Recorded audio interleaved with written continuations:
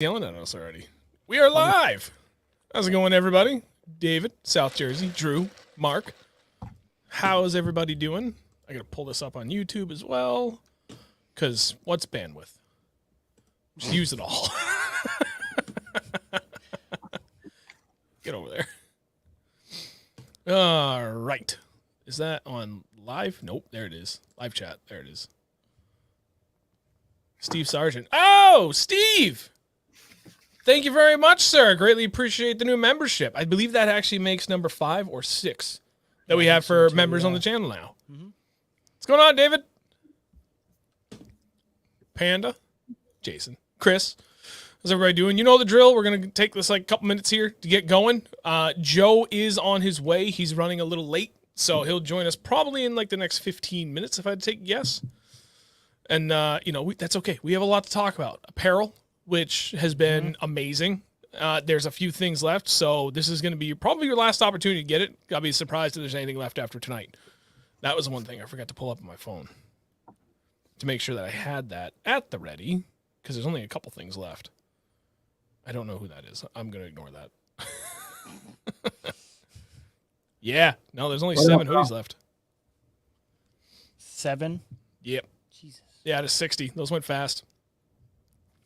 All right. Hey, David and Diehard Anglers. Thanks, buddy. Appreciate it. I gotta sneeze. Go ahead. Let it rip. Trying. Hey, Tim. Thanks for joining, friend. For anybody that's here, if you haven't done it yet, go ahead and drop a like on the stream as well, please. Always appreciate that. And we'll give it one more minute, then we'll get started talking about everything. And failed at your job again. My bad. Yeah, we got to hit record. We got to record this time. Got my 3rd monster of the day. It's good. It's my 3rd or 4th coffee of the day and a 5-hour energy. That's probably why I'm so tired. I am mad blurry. What? Are we really? You don't look blurry on my screen. Solo layout. Chad, what the hell are you talking about? We look great. How drunk are you? Fix your TV, bud. Yeah, bud. Yeah, I can't type in the chat, by the way. Doesn't let me. You can't type in the chat at all? Hang on. Do I have to give you permissions or something? I don't know. I can't. I've never been on this side of the StreamYard, so I don't know if. I don't think I was able to either. Really? Settings, general? Nope. Camera, hotkey, layout, guests. Guests must authenticate? I have no idea. No, we shouldn't have to do that. I'm definitely authenticated. I'm logged into my StreamYard. Well, that's just strange. What the hell? Yeah, no. It's none of that. None of that. What? Why can't you comment? Oh, you probably have to pull up YouTube on the side. Well, that's annoying. Yeah, I don't know if I can even do that on this hotel Wi-Fi. Oh, yeah. Yeah, you probably break it. This finish is blurred by Andrew's adorableness. Right. Oh, thanks, David. Yeah, David went out like a crawdad. Got tossed by the wind today. Oh, Chad's already texted me. Very blurry, dude. Chad, you're the only one that says we're blurry, so I'm sorry. I don't know what to tell you. Check your settings. What do you got it set to there, bud? Well, actually, better question. What are you watching on, your TV or your phone? YouTube's been doing weird things lately if you're watching on mobile. Trying to get like higher resolution is kind of weird. All right, good enough. 806, 805, whatever it is. Let's roll into it. All right, welcome everybody. Who else are we missing in the chat? Tim, Nick, Gordy, what's up, buddy? Mark, Joe, hey, bud. Drew, everybody. Chatter, you want 240p? Welcome. We have a lot to discuss tonight. I mentioned it a second ago, but for anybody that missed it, Joe, our other guest, will be joining us shortly, probably the next 10 to 15 minutes. He's running a little late. We'll jump him in when he gets here, but that gives us time to talk about a few things. So again, first and foremost, thank you for watching. Always appreciate everybody that comes to hang out every week. Second to that, if you're here and you haven't hit like yet, please do so. One other thing I want to mention, for anybody that's subscribed to us or follow us on Facebook or Instagram, turn on post notifications, because like random posts, they're random. We don't always post on a perfect schedule, especially for like what time videos go live. Like I try and keep it to a Monday, Wednesday, Friday schedule. So that's like at least always guaranteed. But sometimes we sneak in shorts that go up on like Tuesdays and Thursdays. Instagram is all over the place. YouTube is the only one that's like Monday, Wednesday, Friday. Those are the only 3 days we'll ever post anything for like a regular video. Shorts, they'll go up whenever. Instagram, there's no schedule. Same thing with Facebook. So if you haven't turned on notifications yet, definitely do that so you don't miss anything. Aside from that, those that shared the stream beforehand, thank you very much again. Like, we keep mentioning it, what you guys have been doing for us for sharing everything has been amazing. Just the average growth that we've seen just continues to climb, which is amazing. So thank you all very much for that. Donations. There's 3 different ways you can do it. If you're logged in and set up as such, you can do it right here through the chat on YouTube. They do take a hefty cut. It's okay, whatever's more convenient for you guys. There's also Venmo and PayPal addresses in the video description below. Anything you guys do for that is hugely appreciated. At this point, we're using that money to just continue to reinvest in other areas that we think need to be addressed. But at this point, there's really not much left. The only other thing I was kicking around was like basically 2 big monitors behind the camera that you can't see. It's over there. Because just this setup I have now is not really great for when we do streams. Kind of makes it hard to read chat. And when we're using StreamYard, and we have guests. And I'm blind. He's blind. So that's one of the things we're kicking around. Otherwise, we're going to do a lot more traveling with the money that we're earning now. Because now we're at a point where like we reinvested pretty much everything we can into actual gear at this point. But what we could do is travel a lot more, which obviously isn't cheap. Between gas, staying at places, him taking unpaid time off. So that's what we're going to do with that money. Anything you guys put towards it would be greatly appreciated. We've got Champlain next month, which is pretty much covered at this point. Think about what we just made from Instagram. Yep. Reels, dude. They pay in good money. Oh, yeah. And then after that, right now, that's what I meant to tell you earlier. St. Lawrence River, end of July. That's happening. Period. 5 days. Okay. Long weekend. So we're going to leave Thursday. We come back on Monday. Okay. So you only got 3 days you're going to miss. So we need like 2.5. 2.5. Well, oh yeah, because Saturday is a short day for you. As it is right now, I have a house booked. I'm hoping other people are going to join us. If not, we have another guy we can jump in with. I just talked to him yesterday. I picked up a boat part from him. So either way, we're going to the St. Lawrence back in July. Okay. He's gonna. I like how he's delegating your work schedule. Like, yeah, you're just gonna this many days, so you're good. Just you're gonna come with me. That's how All it is. his bosses love me. It's great. They watch the show. I'm sure they're watching right now. I'll be like, son of a bitch, did Sean clear that with us yet? I don't got to clear with you guys. You're just going to do as I say. He says I do. Yeah, I don't know. You guys are getting your trips paid for by viewers. Genius. Yeah, well, I mean, yes and no, not really. I mean, we still pay a lot of money. So like literally anything that's going to be able to go towards that would not only make me happy and make Andrew happy, it would make my wife very happy. So let's keep that gone in for a week? perspective. And it's not entirely out of your pocket. Going to the St. Lawrence, as Mike can probably attest, is not a cheap experience. There's a lot of driving. I don't think any. I mean, you're closer to me, but I don't think anywhere traveling is cheap. That's for sure.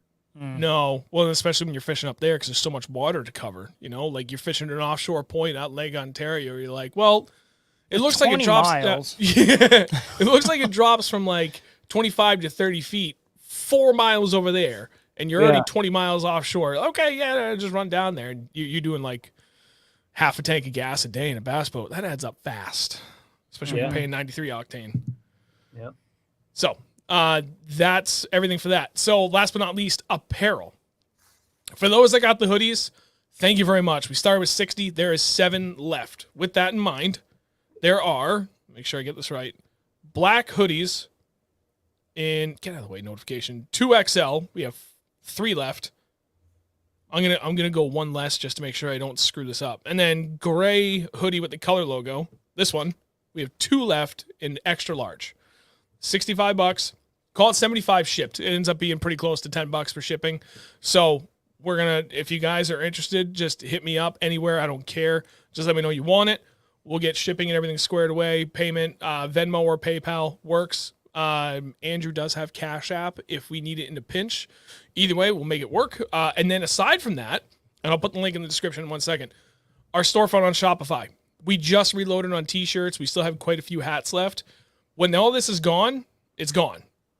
And we're not restocking on any of this regular apparel for several more months. So if you want something, don't wait, because we're not restocking on this. We are going to be doing a summer release very shortly here with pretty much what we're going to do. Long sleeve hooded UV shirts. And we're going to do this in a couple different colors, both like the shirt that sells and the color of the logo. Looking at probably doing another logo here for a limited edition run sometime later this year. And then we'll be doing hoodies again in the fall. So keep an eye out for that. But again, whatever's there for apparel, I'll put the link in there in 1 second. That's it. Once it's gone, it's gone. And I'm getting orders every day. We're shipping every single day. So if you guys want it, get in on it. Aside from that, Gordy, thank you very much for the donation, friend. Greatly appreciate it. Gordy hooked us up. Jeez, Gordy. Thanks, sir. I think that covers everything for all that. We can do the fishing report, but one thing to keep you guys here. Thanks to our buddy David Roy there, who we had on for the jerkbait special. We still have this Mega Bass Vision 110+1 Junior to do random giveaway later on today in the stream. Maybe we'll throw in a shirt. Yeah, throw in a shirt. Don't be We should cheap. throw in a shirt. All right, we'll throw in a shirt. Don't be cheap. We'll throw in a t-shirt too. Why not? All right, so weekend fishing report. Fishing report. Take over. Fishing was fun. We went, was it Saturday? Well, No, we it went was out Friday after work, Friday after work. which sucked. I caught one fish. I missed one. You didn't get I didn't anything. get And shit. we grinded it out until like 11:30 at night because we're dumb and we're desperate trying to get a fish. It was bright. Oh, it was beautiful with that full moon. It's Yeah. just too bad the fishing sucked. Yeah, and it was cold. At least where we picked. But then Saturday after work, in the afternoon. Well, what time did you guys get out there? You guys got out there like an hour before I did, didn't you? Yeah, pretty close. We were. I was at the ramp at like 1:15. So Oh, so like 2 hours. Yeah. yeah, we were fishing about 2 hours before you got there. And then we went to a different pond on Saturday, and I think, second cast of the day for me with my glide. Oh yeah, and you threw it on the friggin' bank. We're in like 2 feet of water, and he's got his depths friggin' 250 rainbow trout, and we're in like, we're basically in a friggin' mud hole. That water has maybe 2 feet of clarity. So at least where you're throwing it, there was decent clarity, and there's in there is bluegill, perch, and crappie, and you're like, giant rainbow, go! Second cast with it on the bank. Just got smoked. Almost took his head off. Oh my god, rod came up like right over my head. Hey,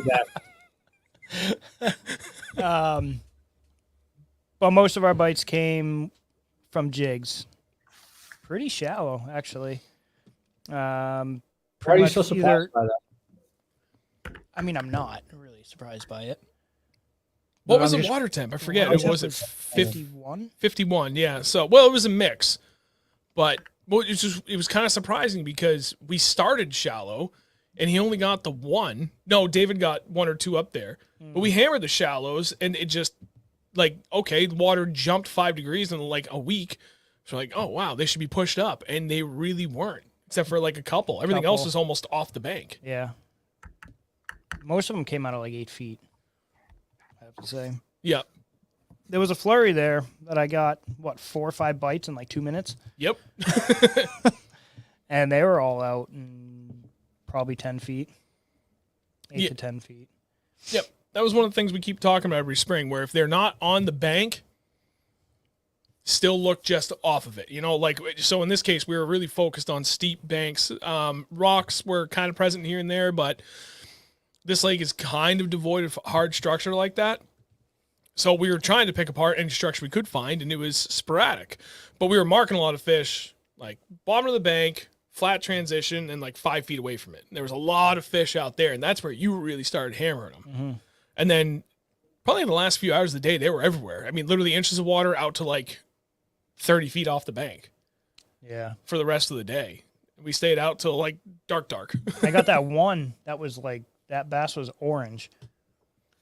Oh yeah. That was was- wild. It was like orange, like a perch. Yeah, it was crazy looking. It was literally like just an orange bass. It was the weirdest thing. That was pretty much about it. I mean, you got a couple on the lipless up top on the flat. I did just Strike King, red eye, half-ounce lipless, but in like they have a really nice yellow perch pattern. It's like really, really dark. Kind of along the same lines as the Mega Bass GP Pro perch, where it's like that darker perch kind of pattern. Almost like a black across the back and even down into the sides. And then that yellow and orange is kind of like grayed over a little Yeah. bit. Like everything's really muted. And I really like that. And I got a few on that, which was nice. Yeah, I had a square bill the same color. I tossed it and broke it off. Second cast. Forgot about that. And put that rod away for the day.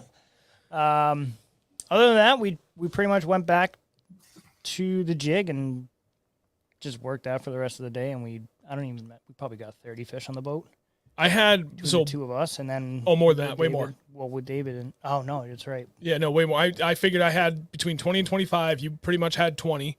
Okay, And then just kidding. I lied. David had somewhere between 10 and 15 total, I think. But he had the biggest of the day at 4.6 pounds, right off the end of a tree, and like 3 feet. So it's been weird. South Jersey just said it too. Water will not go above 50 here. It gets close, and all of a sudden it gets cold again and rains. All it does is rain. It's a northeast. Dude, All it does. All it does is rain. I swear. New Jersey, I'd probably be the same by you. It just rains, and if it's sunny, it's like 57-mile-an-hour winds. every day, every single day. Every single day. And it's funny because back in February when we got like that first warm snap, I remember saying to him, and I probably jinxed us, right? I was like, oh, I really hope this spring isn't like the last 2 years. And it's exactly to a T the same. 3 freaking seasons in a Not row where we worse. get that. Yeah, they got that first like nice warm weather that gives you that glint of hope in February. And then it's been like 40 to 50 degrees and either pouring rain or a sleet mix. And if it's sunny, like you just said, Mike, it's fucking just howling wind every day. Give us a break, please. It's wild. And now the water temps have barely shifted at all. Like this last week was finally the first shift we saw. But there was a good month stretch where like everything didn't move much more than 3 degrees, which is just crazy. Yeah. I love, like Vance in the comments. Like I took him fishing last year. He like never caught a jig fish. I got him his first jig fish and stuff. Nice. But I always like read the things he says, like whether it be Instagram or when he's commenting. And it's just so funny because he really doesn't know a lot about fishing, and that's not an insult. He's young. But the things he says, like I've known for so long, but it's nice to see that he's so young and already understanding the concept of like a lot of people catch fish and don't realize why they're catching fish or how they're catching fish, and they can't duplicate it. Right. But it's exactly. it's cool to see him be able to, like, he's understanding. Like it's pretty cool. I like that. Yep. Just a little side note because I just read the comment. Sorry to interrupt you. Nice. No, you're not interrupting. That's what it's all about, buddy. I don't know. Do you have anything to add from your neck of the woods, Mike, for how your fishing has been the last few days? What you're seeing for patterns, or how the weather, like, is the weather really doing anything? I know you just said it's been nothing but cold and rain for you, but what are you looking at for water temps down your way, and kind of what's been happening that you've been able to find them? Unfortunately, I haven't been fishing at home in over 6 weeks because I've been traveling for the Open, and so I left there, and I haven't been. The warmest I saw it before I left was 41. Oof. And that's my favorite, to be honest. I like 40, 42 to 43 is that's my window to catch. If I'm going to catch a giant, like that's my personal number if I'm going to catch one. If I do, but it will come in that 41 to 43 degree water temperature. Yeah, those lower 40s always produce some sort of big fish each year. Yeah, we've had a few. But Few. We've had a few. We've had a lot more than a few. We got lucky this year early. You mean, yeah, that one trip. It was lucky in that we happened to be on a good body of water that had that potential, and we just happened to fish it on a day that the weather pattern and the warming trend and everything aligned that it pulled all those fish up. And then a little lucky. No, actually zero luck involved in getting up there and finding them, because we talked about that before we even left. We were talking about days leading up to it. Like, I really want to check that back flat. Yep. And then we get there and we hit a few. We're like, okay, maybe it's really going to happen. And we kept noticing the water temp going up, and we just continued to put the pattern together. All the luck, any and all luck in that day just came from just we happened to be on the right body of water with the right conditions to allow that setup to happen. Yep. But then pat ourselves on the back. We knew what the hell we were seeing, and now we knew how to capitalize on it. We had a hell of a day. Yeah. All right. Well, Joe, oops, I need to leave this open so that if he gets in here, I can see him. He's still not here yet. All right. Well, that's okay. So what we'll do is we will roll into more of a formal introduction for our guest, Mike. So Mike has been on here before. We did a special just on jigs, and he has returned. Now we're going to talk about Bass Nation. But for those that weren't here for that, Mike, go ahead. Floor is yours, buddy. Introduce yourself, a little bit of your background and everything in fishing. What up? For anyone who doesn't know me, I'm Mike Zampese. I'm from way up in North New Jersey. I very much, like, if I was to tell you what kind of angler I am, I like to fish like 2 foot of water or less, like probably from now until there's ice on the water. That's just what I like to do. That's what I was taught how to do. It's where I'm comfortable. If you ever see me in anything deeper than 10 feet of water, you can probably just assume I have no idea what I'm doing. But yeah, I mean, I'm pretty much an open book. If you guys have any questions, that's my Instagram underneath my name, Mike Sam Fishing on Instagram. Same thing with YouTube. I actually think it's Michael Zampese on YouTube because it wouldn't let me do that for some reason. But yeah, I fish the opens. I fish a lot of local stuff. I do have a job, so I don't fish as much as some people, but I just had surgery in December, so I'm off work until June 1st, so I have a lot more time to fish now. So it's pretty much the gist of things right now. So if you have anything you want to add in on that or you want me to talk about, let me know. Go follow him. He's a pro.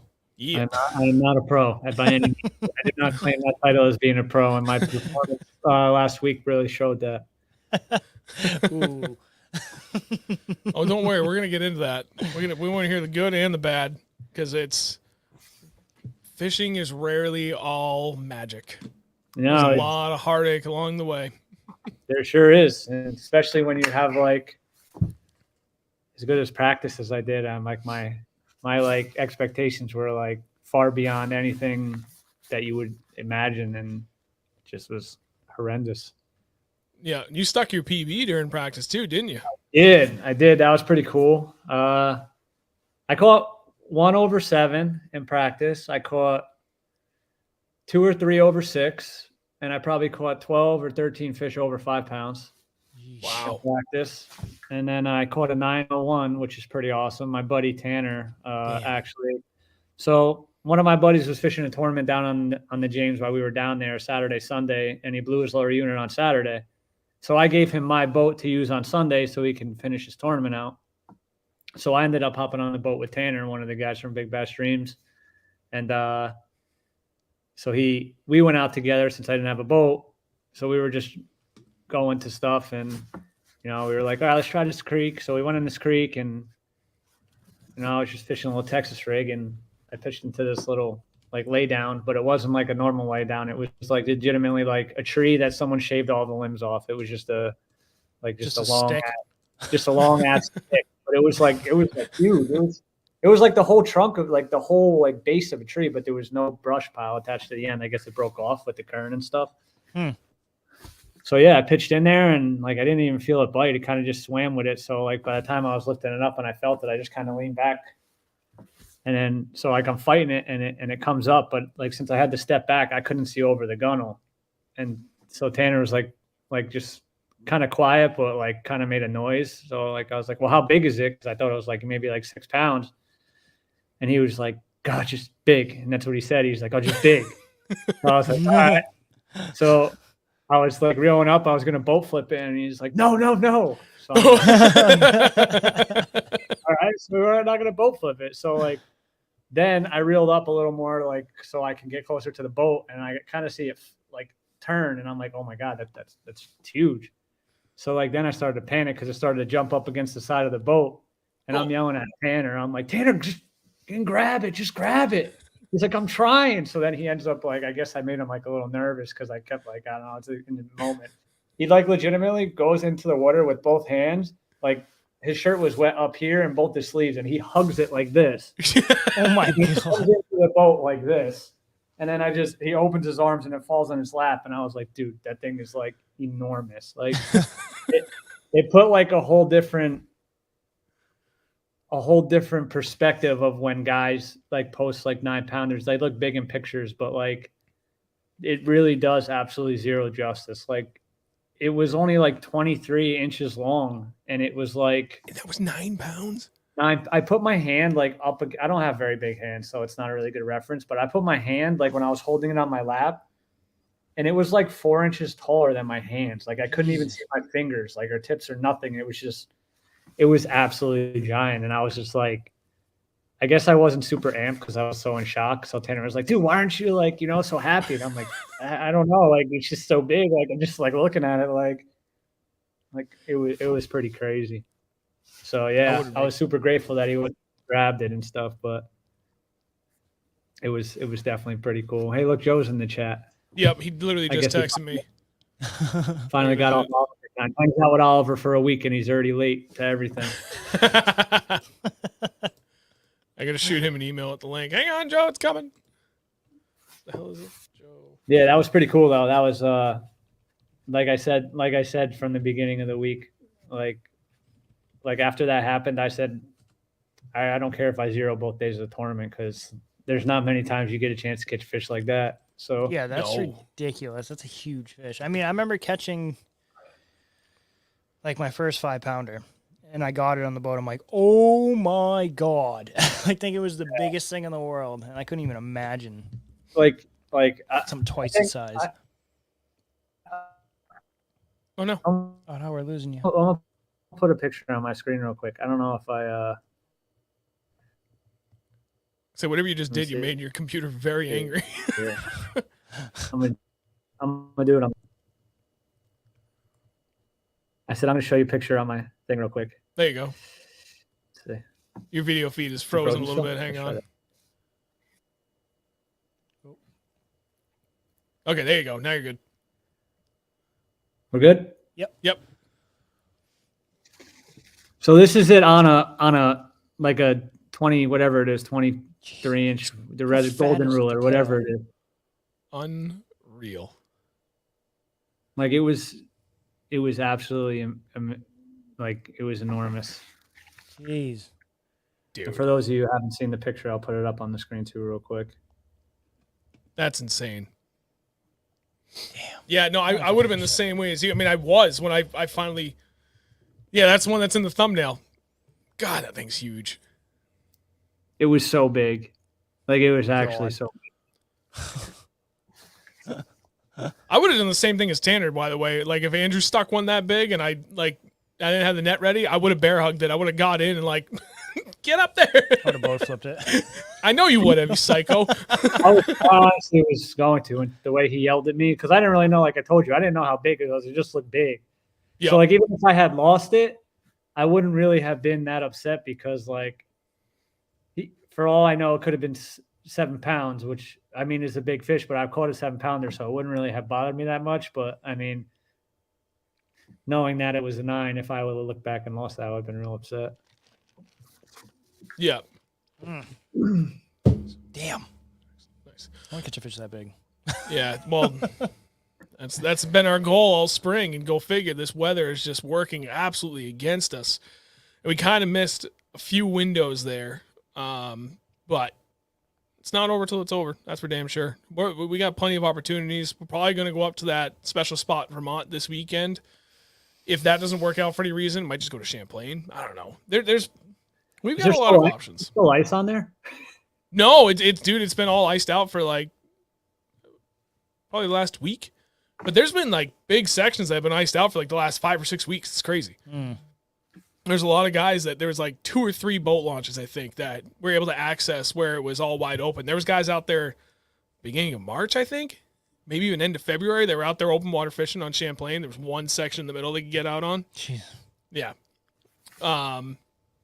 But yeah, dude, the size on that fish is just stupid. Like that's insane because one of my friends just caught a 9.25 pound largie here in New Hampshire now 5 weeks ago, I think. But it was 26 inches long. So like that really puts in perspective. You think of a fish that long, like, okay, holy shit. Like, yeah, that's a big thing. So, Yeah. Joe, click on the invite. Guess to send me that link. I did, Joe. Joe, check your Instagram too. Yes. See? Control. Copy. Gmail. Don't get him in a bad mood. Don't fire him up. It's gonna. Joe at yes, there. Send. Send it again. And then if I go to the gram, I'll send it there too. It's in the gram. How do you think I got in here? I know. I have no idea. Maybe his phone died. Nah, don't give him that. He's with Olive. Oh, come on, Instagram. Nope, ain't gonna work. All right, never mind. Joe, I did email it to you, buddy. Sup, suck ass. Tom, what's up, buddy? All right, we'll give Joe one more second, and there's gotta be another way I can send this without my freaking thing. Instagram. Why you get it? There you go. No, stop it, That was a privacy check. dude. Never heard of that. Instagram is Joe- being a pain in my ass. Joe was low key a lot shorter in person than I thought he would be. Oh, there he is, late like Oliver. Yo, like, I don't know. It kept taking me into our StreamYard for Big Bass Dreams. Oh, weird. Yeah, it was totally weird. I couldn't like get it to work. I was like, why is it trying to do our last podcast over and over again? You taking a shit? I was literally about to say, it looks like you're in the bathroom at a cabin. Yeah, this is my room. This is my room this week. Yeah. That's awesome. What can I say? I haven't left Virginia. Well, thanks for joining us, buddy. Thanks for having me. Yo, Zamp's got tiny hands though. That's why that fish looks so big. Well, you know, someone in the chat was just talking about tiny, and he said Joe was low key a lot shorter in person than I thought he would be. Oh, yeah, his Vance. Dude, it's like me, Van Dam, Zaldane, Polinick, we're all like way smaller than we look. Like Yeah, Polnick's really small. Well, how tall are you? Me? Both of you. I'm 5'11". oh yeah, Zamp's got like almost 3 inches on me, probably. Okay. Because I'm For like some- the same size as you then. Yeah, I was Not gonna you. say as Mike. Mike, for some reason I thought you were like 6'2" or 6'3". Yeah. Nope. No, Nope. we're the same size. Nah, he's Sorry. like 5'11", like a $130 soaking wet. 145 dry. Okay, I'm a little bigger. Yeah, I think a lot of people get the opposite impression of me when they meet me for the first time because I'm 6'2", 240. Most people when they see me, they're like, "Bud." I've been wearing the same hat all day. It's like sweaty and gross. I'm 5'10" and a half. 5'10" and a half. And a That half half. matters. It does. That half really matters. They're like 180. You When should you change. coming home, Joe? I'm like, I don't know. Dude, Undecided? so like we got 12 inches of snow yesterday and it knocked out power like everywhere. Like my job was closed. Like, Holy crap! so What- yeah, what? like my mom's furnace like stopped working because there was like a brownout in half of town. Like the other half had no power. So I had to have like friends go check my place and stuff. Yeah, it's weird. Like I don't know. Like I may go back tomorrow. I may call in sick and I may come home Sunday. I don't know. I don't know what's best. Like I haven't. From you, I sent this Just link call in sick and go to your fishing. boss. Yeah, pretty much. What? I said I Just sent call this and link say- to your boss. Yeah. Yeah. All right, whatever. All right, so Joe, at this point, what you missed, we went over like apparel and everything. We let Mike do a brief introduction for him, but we haven't talked about anything for the Open. So Cool. you actually had a really good time. Go ahead, have the floor, buddy. Give everybody an introduction to you, who you are. Oh, don't break the lamp though. Yeah. Fishing experiences, like just the whole 9 yards, man. Everybody know who you is. Yeah, I'm Joe Labarbera. Like I don't know. I've been fishing since I was a little kid. I got into like super competitive sports. Like in high school, I started traveling all over the country, like doing track and field. My track and field career ended in college. I broke my hand. I actually was a pole vaulter and I broke my hand. It ended up getting a plate and 4 screws in it, which kind of like ended that for me. And so I like got back to fishing. In January of 2017, I stopped fishing out of our family's red tracker boat. I bought a 2016 Ranger that Labarbera had used on his Elite Series season in 2016. And I started fishing BFLs. I got in the top 10, I think, twice that year. I think I was in 2 other top 20s. And then it's like all downhill from there. I like put a lot of pressure on myself, stunk for a bunch of years, like tried to like move up out of the BFLs, a lot of like unsuccessful times, but kept cashing checks wherever we'd fish for smallies. There you go. So I just kind of like decided last year to start fishing the opens. I did all right. I finished probably like 15 places overall behind Zamp. I think Zamp was around like 25th. I probably finished around like 40th ish. And then in the meantime, like while I was fishing BFLs, I started designing rods for Alpha Angler. I like kind of fell into that family. So like I have a couple of designs that are my own that are in our lineup, which is only like 15 SKUs I think we sell. And a few years ago, they gave me a job running social media for them. That kind of led to the job of running social media for Oliver. I've had like some Elite Series guys approach me, ask me to run social media for them. I've had some bait companies, some tackle shops. So that's kind of like this year's been like a big transition, like doing the podcast for Big Bass Dreams with Mike, us doing it for Oliver, keeping social media like strong for Big Bass Dreams and trying to like let Oliver do Oliver's thing while Big Bass Dreams social media is really focused around like the culture and like repping the like dreamwear, the Big Bass like pursuit culture. So we've kind of like kept that stable and running. Yeah. And in the meantime, like trying to transition out of my full-time job. I only have a few weeks left. I'll have like 4.5 months off from them, where all I'll do is like social media, coach camps for Kurt Dove, coach camps for Candlewood Bass Camp, with a couple of the Dream guys up on Champlain this summer. Film with the 603 Bass crew on Champlain and throughout Vermont this summer. Yeah, so kind of like just start traveling. I may or may not go back to work part-time in September. They offered me the opportunity to leave my benefits and retirement turned on. If I wanted to leave for 4 months, if I'd consider coming back at the end of September. Oh, that's awesome. So I'll consider it. I may take the money. I'd like to get a new Tundra after riding around in Oliver's all week. I think I want that thing.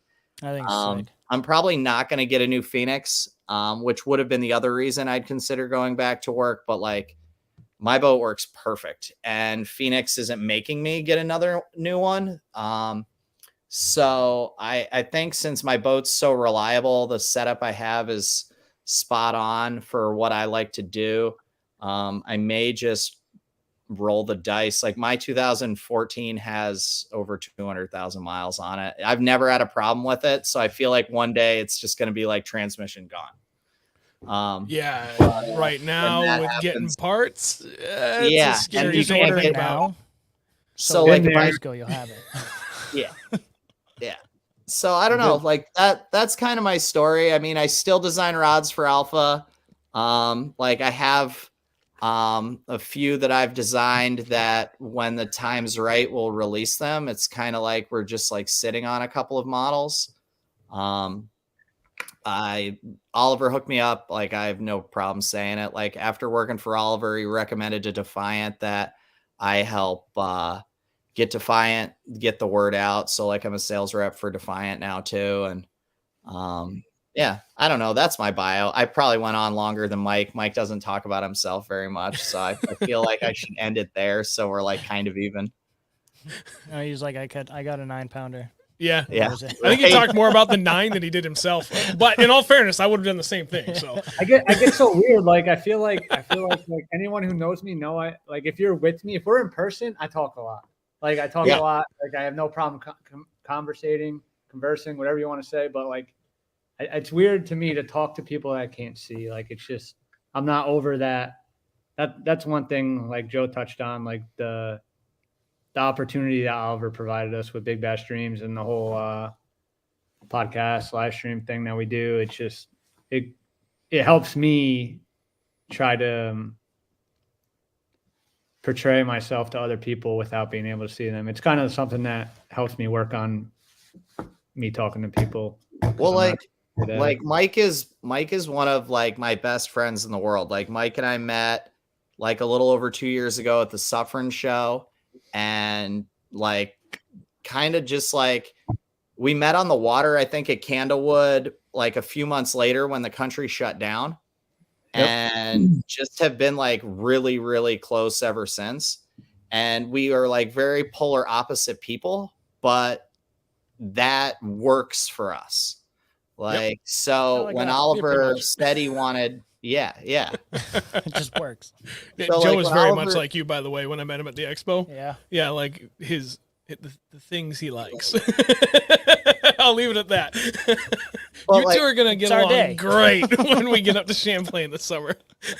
So, like, cool. Yeah, and Sean, I see similarities in you and I too. So, like, I think it kind of makes sense. Like, we are matching duos, you know. Yep.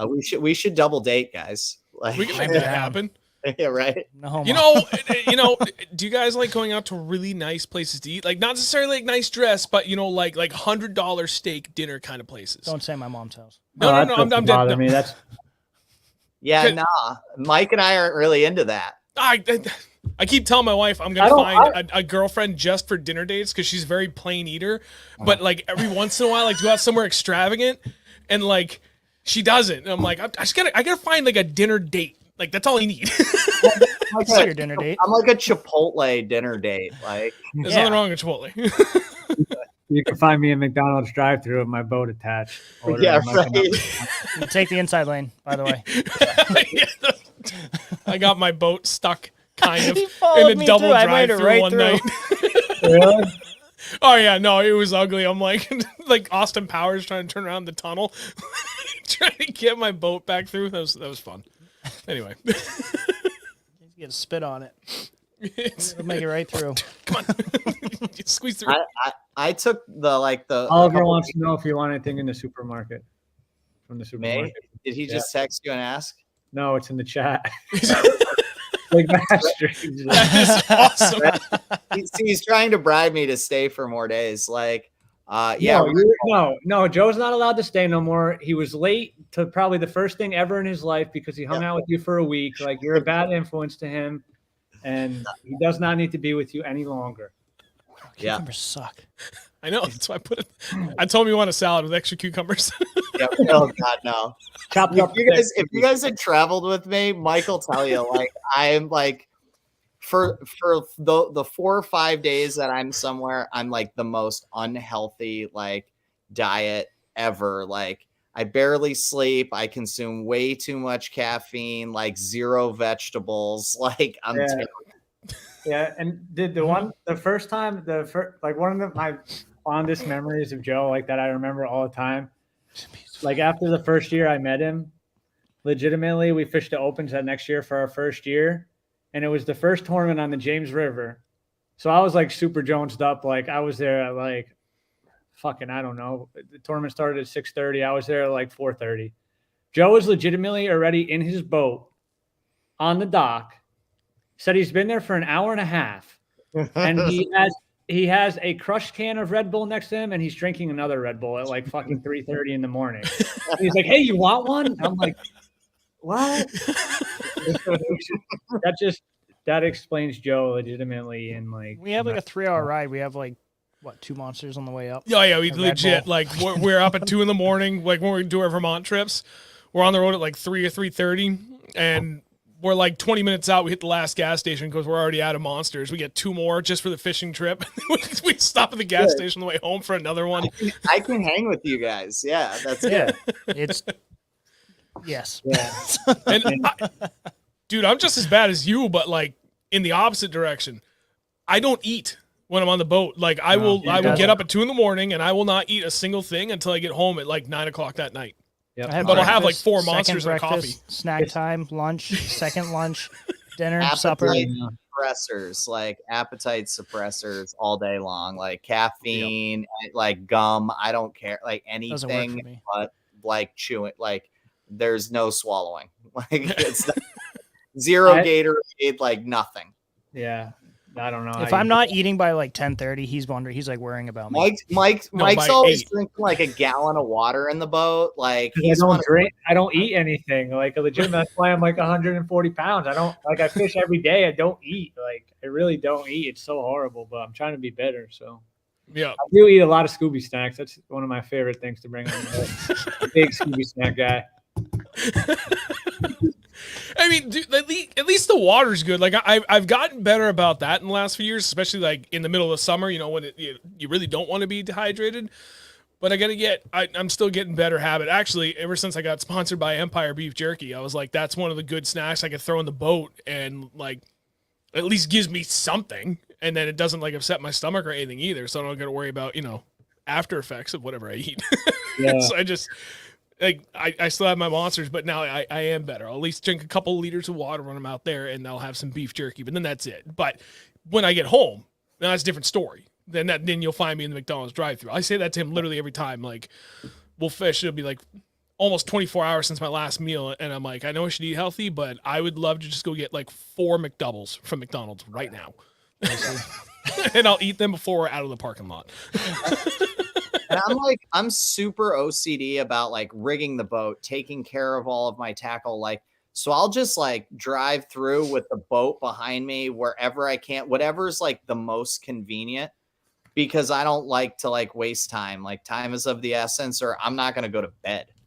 Like I can't, I got no time for like, oh, should I have like a spinach salad or like, It doesn't work like that. McDonald's open. All right, let's go. Yep. You're not even that picky. You're like that. I'm Well, not that picky at gas all. station sushi is only a day out. That'll do. Yeah. And a bag yeah, of I'll chips. just not eat in that case. Yeah, I'll eat the plastic before I eat the gas station sushi. I must have like bowels of iron or something. You do. There's nothing like it about it between your iron bowels, cast iron bowels, and then that tapeworm that eats everything else you don't fucking eat. Dude, Yeah. he'll put down like 10,000 calories a day when we're out fishing. Oh, easily. And like even when we're at like the St. Lawrence, right? Like we're at the last 2 trips we did were 9 straight days, and that kid's packing down like 9,000 calories a day, and I maybe ate that much for the whole week. And he's just like, everything's good. I look at something greasy and my stomach's like, Oh, it does that. I just suppress it. What's Brandon call it? The tummy bubbles? I get the tummy bubbles, dude. oh yeah, bubble gut. Yeah. That's how I get any. Like that day I drank the Red Bull, the half. I can't drink Red Bull. It just absolutely tears me up. But Joe gave me that one that morning where I saw him at the boat ramp at like midnight, and it was. I think I was going to the bathroom off the side of the boat while my boat was still coming off pad, like life jacket Jesus. still on, kill switch still attached. Like my non-boater's just looking at me like, "Oh God, what the?" Sorry, not approach. Dude, Mike looks at me and he goes, I think I'm gonna throw up. Like Yeah, it was. I'm not a Red Bull guy, but I needed to know. I forgot my Monster, and she was like, "Oh, I got a Red Bull. Got a 12-pack." Yeah. like 8 remote. Yeah. I've been starting my days lately with a 5-hour energy with my coffee. Oh, so Yeah. good. It works. Problem It works is so like good. when you try to get off them, massive headaches, dude. Oh, in the worst that's way. probably why I've been getting headaches lately because I haven't had them in a couple days. Caffeine withdrawal is bad, and it's a real thing, Well- and it affects a lot of people. And a lot of the nasty that, because I drink a lot of 5-hour energy too. A lot of the nasty in those things, like if I have those one a day for like a week and then I stop, like so now I'm on like 10 days. When I stop, dude, next week's gonna suck. Like I'll Oh, yeah. hurt. I'll hurt for like 2-3 days. On that Wow. topic, Okay, so I just it's- won't stop then. because I used to drink Red Bull a ton, and then I was also drinking 2 IPAs a day because I was a huge craft beer guy. And the thing I found with the Red Bulls, whatever special chemicals are in there compared to Monsters, like I had to be within no more than an hour of whatever regular time I drank it. Like if I woke up and I was at work for 8, like I had it at like 8:15, I had to be up to have that no later than like say 9 o'clock on Saturdays. Or Yep. I would get just like I have to lie down with an ice pack on my head and sleep migraines. but that Yeah. doesn't happen with the Boom, Monster. fire energy gone, headache gone. See ya. Bye. Good No, night. dude, I'm awake. when those caffeine withdrawal, like migraines settle in, I pound another Monster, I take 2 Excedrin, and then I have to sleep. It doesn't even Excedrin's matter like if it's crack. 2 minutes or I whatever it don't is. know. I I'm have upset. to, or I'm done. Well, Excedrin has that caffeine in it too. So Yep. Dude, that shit's just But, like and Andrew's right. Like that 5-hour energy, like it'll torque out your caffeine headache, no problem. But you're really just like trading one for another because now you're just like extending Yeah. to your new like future headache. Like yeah, like, it's not right now, so I don't give a shit. go through it for a couple of days. Like that's just the way you got to do it. And then like eat aspirin like it's going out of style. Yep. Fishermen are not healthy, huh? No. This isn't just even about normal fishing too. This all plays into the whole opens and tournament fishing in general. These are the things you have to plan around, not just practice, but I know. And caffeine if consumption and practice for, like, food. yeah, and if you practice for like 4 weeks, like somebody like who you could burn out real easy. Like it could happen. Yeah, well, and then now when you're talking about time frames like that, like for the way I live my life, not even remotely healthy. But it's like one day at a time, especially because like I don't fish any big tournaments. Everything I do is 1 days, except for the Berkshire Fall Classic we did last year. That was a 2-day, and just because I don't eat and I consume too much caffeine and not enough water. Especially when I'm fishing a lot, because I'm so hyper focused on what I'm doing that everything else goes out the window, including my own physical well being. So, but I can get away with doing that still for now. My age is getting up there, where a day or two in a row, yeah. But like I can't. There's no way I could maintain that if I went out for like the opens, where you're talking about what on average like 10 days total between getting out there for the official practice window plus a couple days you might have. And then going through all the prep work and the tournament days themselves, like it's not just an overnight thing. This requires planning and like carefully trying to manage not only your time and your travel needs, but your friggin' body too, to keep up and make sure that you're in a good mindset to make it through that whole process. Am I wrong? Well, Mike and I are kind of going to bust that whole like standard week, 10 days thing when we talk about what we both did here. Cause like one of us went to one extreme and one of us went to the other. So it's going to be an interesting conversation. But yeah, you're right. Like typically, like if we talk about the St. Lawrence last year, yeah, like Mike and I were both there for the same amount of time. We probably both got there like the Friday before. So we had like 6 or so days of practice and then, 2 days of derb. And yeah, trying to manage that. And do you go out on Wednesday and only fish till noon, or do you sleep in, rig tackle? Like how do you manage yourself in that whole amount of time is definitely like a huge part of this game. And it's different for the guys that fish full time.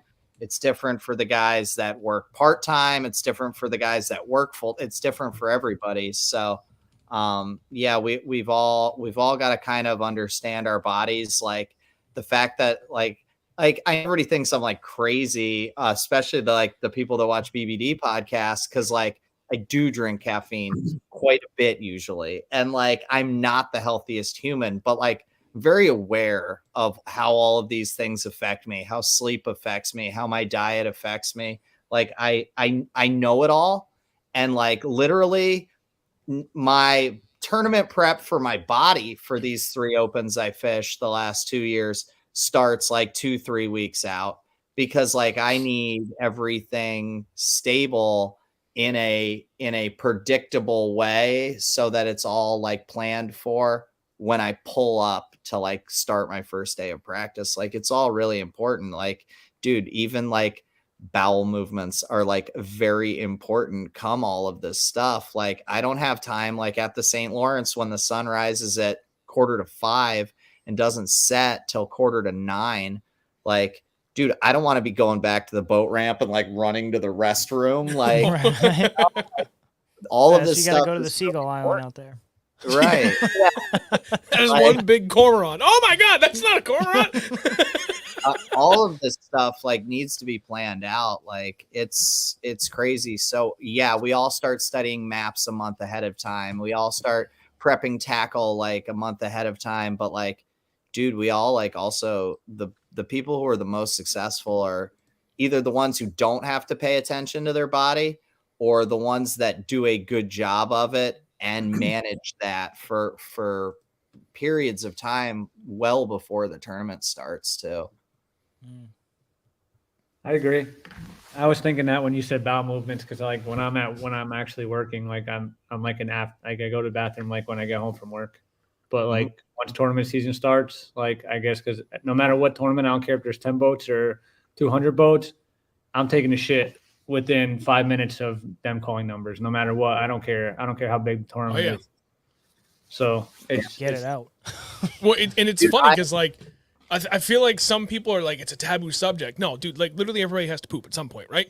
And they Twice. Said poop. depending upon where you are, Called the shit poop. like that's something you legitimately have to plan around because you know you talk about like Lake Winnipesaukee up here.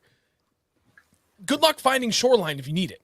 It's just it does not It's exist. houses. Right. Same with the St. Lawrence River. Like I can think of a couple of spots. It gets a little bit easier if you're out in Lake Ontario because, well, relatively speaking, right? Like it's kind of hard. Like you know, yeah, okay, that island has nothing on it. Fuck, that island's 10 miles away. That's not a short jaunt. And then you guys know, like it's really shallow right up to the shoreline there. So you, depending if like the wind's kicking the crap out of you, you might not even get the boat to shore. So it's like you gotta plan for these kinds of things because everybody's got to do it. And it's like I mean, like I've honestly never pooped on the water, but like I know, like my favorite rides to the boat launch are like the hour-long rides because I get up, I take like a micro poop in the morning, and then it's like I have an hour drive to the launch. So by the time I get there, launch the boat, like you know, slug another Red Bull, like it's time to get the real one like out, and then I know I'm good for the day now. Like I can go fish this derb and not have to worry about it. That's pretty much I gotta how it show. is. What is that? Oh my god! I gotta show yeah. everybody. Yeah. So like, it's better now because now like I've understood that like I'm lactose intolerant. I apparently have a thing with gluten now, and then like just things that otherwise make my stomach upset. And for years, like I couldn't travel far because of that. And I'm gonna show you my phone in a second, and you're gonna laugh because every single one of these hearts in New England is a public restroom or a boat launch, but literally like 90% of these are just public restrooms because this is how my life used to be. But since I got my diet under control about 2 years ago, it's not that bad. That's how I can make like these 4-hour trips to like, you know, Lake Champlain to the north end and stuff. And like, I can do it, but I have to show because you guys are going to laugh. That's all of New England. So if you need a bathroom, just screenshot the stream. That's awesome. On that topic. Yeah, we'd be out in the middle of nowhere. He's like, "Oh wait, there's a bathroom No, down this road." I'm like, how the hell do you know it's dirt? What do you mean?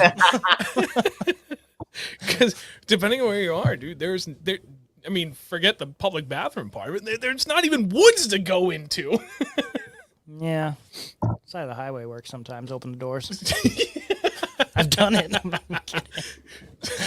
Anyway, what were we talking about before poop? No, just tournament prep, like, and what it takes to like keep yourself ready. See, this is what I do on our show. Like, it's my job to like keep everybody like. We got to circle back around, guys. Right. Wait, what? California lakes have floating restrooms? What? All right, I gotta bust the chat open. I can't stand not being able to see No, this. Bass and Panda, my buddy Jason. California lakes have floating restrooms. Is that really a thing? I think it is. There's no way that's It's a like a thing. That's the dock. most absurd thing I've ever heard in my life. I think it's docks that have like restrooms on them. Porta potties just floating around. Dude, Jump on in. that would be amazing. Anyway, All right, so continuing that tournament prep. So you talked a lot, or you started jumping into talking about like everything that goes into it, like a month in advance on your end, Joe, and then Mike, you started to kind of add into that for how you were doing it on your side, and then that's right, we got talking about bowels and how important that is because it literally does matter. And then I derailed it, but back on track. Well, I guess we can go into like you touched on planning. Like Yep. I'm not a planner because I like for instance today I'm going to fish on Candlewood Lake tomorrow and Friday, tournament on Friday. So I got home today. I put my new Ultrex on because mine broke. So I ordered a new one. It was here today. So I put that on. And I legitimately got home and was like, all right, you know what? I'm going to Connecticut for 2 days. So I just hooked up my boat and left. And that's pretty much how I plan for everything. Like, I feel like I'm not a good planner, which is why I think me planning that trip to the Open in Virginia really hurt me because like that's not me. Like I don't go places for long periods of time. It just gives me, I feel like I have a very scattered brain. So like it gives my brain too much zig and zag and I can't really focus on, just doing something. Cause once I'm there for that long, I start to get bored, not bored of fishing, but I'm like, oh, I'm on my phone, like, oh, look at this lake over here. I wonder what that's in there. And I end up going to fish that lake. Or I'm like, oh, look at this place. And I go into that, you know what I'm saying? Like, it's easy to get sidetracked. Yeah. So I think from now on, the only reason I went up early this time is because like I obviously not working because I had surgery or whatever, but every other time I like the Saturday, Sunday, Monday, Tuesday practice, 4 days of practice. That really is a real thing, huh? So sick. Yeah, I say Riley and Oliver and Jason. I saw 4 different people say, "Yeah, it's really a thing." Oliver said, "We aren't savages." Never said you were. No, you're spoiled. Thank you. I mean, that explains a lot more about him now that I never really understood. So now I get it now. I understand. But yeah, like I don't know. I think 4 days of practice is a good number for me. Anything more than that, it's not for me. Especially on, I guess 4 days. I guess like if you were going to do a lot of days of practice in the summer when they're in the grass would be beneficial. But in the early spring, they just move so much so fast, and it's just really boggles my mind personally. For me, I don't know if other people have a different opinion, but for me, I can't ever do more than 4 days anymore unless it's in the middle of summer and I know they're in the grass and you got to find that one little spot where there's like a plethora of fish in the grass and they ain't going nowhere because it's the middle of summer and they've been there ready for weeks. Yep. So. What about you? Yeah. I say, what about you, Joe? Like, how much does your practice differ when you're talking about the opens? So I didn't have 4 weeks. I had 14 hours to practice for the Sturb. Woof. Damn. Yeah. So like, we had the Swim Bait Expo in Boston, the 9th and the 10th, Saturday and Sunday. There was snow on the ground when I left to go to Boston. So like, and I got the boat wrapped the week before that.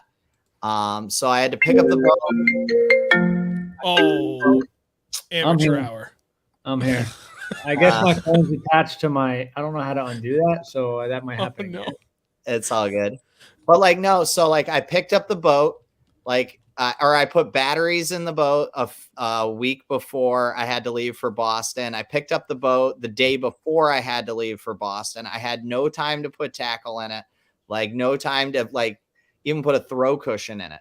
So I flew up to Boston. Well, I drove like the 5 hours up to the Swim Bait Expo in Boston. Worked that, got up there Friday night, worked that Saturday, Sunday, got home Monday. I spent 8 hours prepping like all of my tackle, put it all in the boat. Like I had piles made all over my house. Like Mike's seen, like we've FaceTimed at my house before. It's tackle heaven. But like, so I was like making piles like everywhere. It was all like all my rods were rigged. Everything was ready to go. Like boat rods, deck rods, truck rods, like everything was set. And I put it all in the truck Monday. I drove the 8 hours here. I pulled up at like 11:15 at night. I woke up at like 6 a.m. and I was on the water by 7:30. I put 10 hours in on Tuesday, and then I put 4 hours in on Wednesday because we have to be off by noon. So I fished like 7:30 to 11:30 on Tuesday. Maybe actually, I don't even think I was on the water till like 8, but it might even have been 8:30. But so like I just managed the time that I had. Like last year, over the course of 30 days, I had 12 practice days on the St. Lawrence because I can make a day trip to the Thousand Islands and back. Like I just manage whatever I have. I mean, I come up with a game plan based on how much time I know I'm going to be able to do it, you know? I don't, I wish I could have fished every inch of this system like Mike did. I mean, in 13 hours, I still started 50 feet away from the guy that had a 3-pound lead after day one, and he was only 10 boats ahead of me. So if I would have been 11 boats sooner, I probably could have led day one. And he left after an hour and 45 minutes. I left after 2 hours, and he pulled up on the second spot I was going to go to. I mean, I caught like 4 dinks, and my co-angler caught like 3 dinks off that spot, but he already had a 6 in the boat. Like, it's Alex Weatherall. You guys know him. He's from the, New England area. Yeah, out of Connecticut. Alex Bassmaster is it on Instagram? Yeah. So like, I talked to Alex after day 3. I went and I said, "You catch those big ones? You catch any of those big ones in our starting spot?" And he goes, "Oh yeah." He goes, I had one in the live well as you were dropping the trolling motor. And I was like, wow. I was like, son of a gun. And it's just like this patch of grass that I had found last year. Like, so when we were here last year, it was 4 weeks later. And I knew where the thickest grass in the system was growing. And I've been watching the weather for, Williamsburg, Virginia for months. Like, I've been paying attention to what kind of winter they had, what kind of spring they were having. Mike's been there. Like, I asked Mike what the water temp was a couple times, like in certain places on the river. Like, I knew what I was going to see when I got there. And I knew the grass was going to be about this long on Panoptics. And so I was just literally like, the first thing I did was drive to that spot because I knew it had the thickest grass when we left last year. And I was like, if any grass is growing and there's any big girl staging, it will be right there.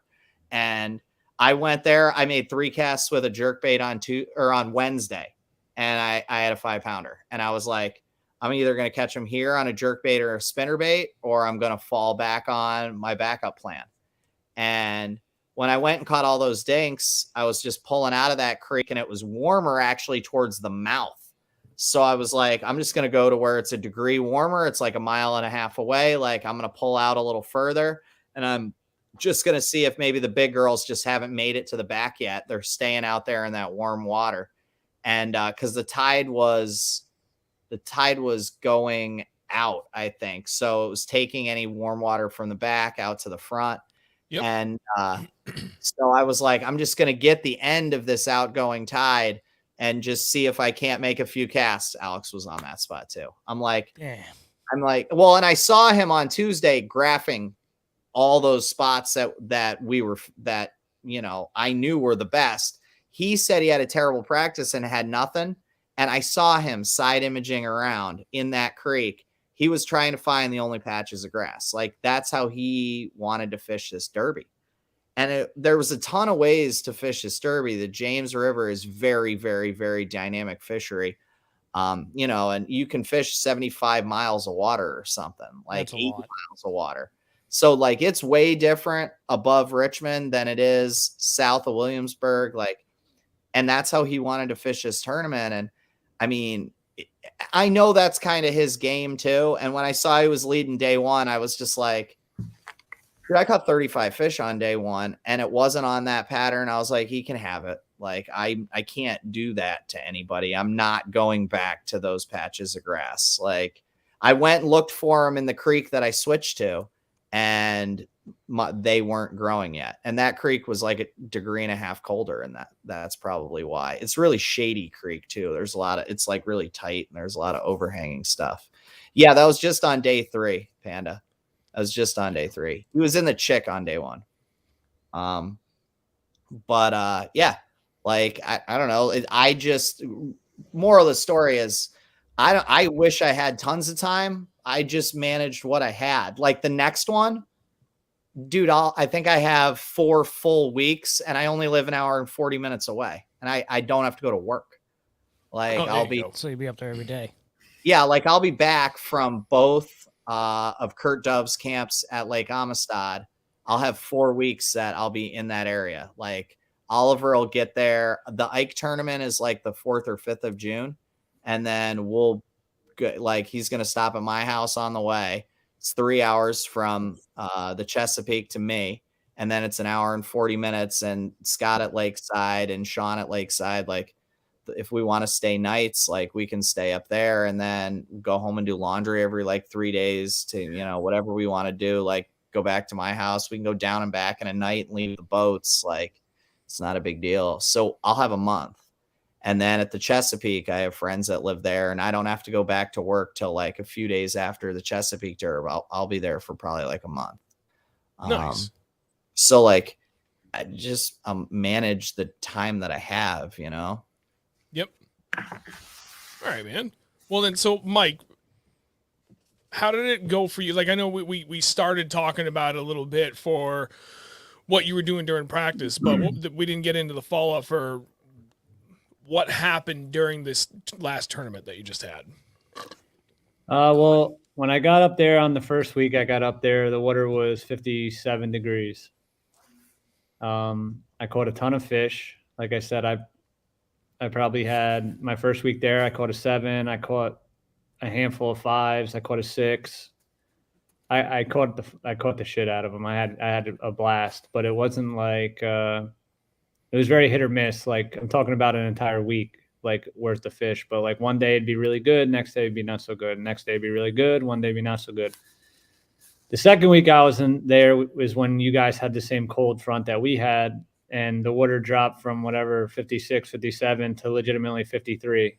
Oof. And I actually did better when it was colder. Like, I did better, but in my head I was like, it's not going to be this cold when the tournament comes. So whatever you have, like, it's going to be different. So I didn't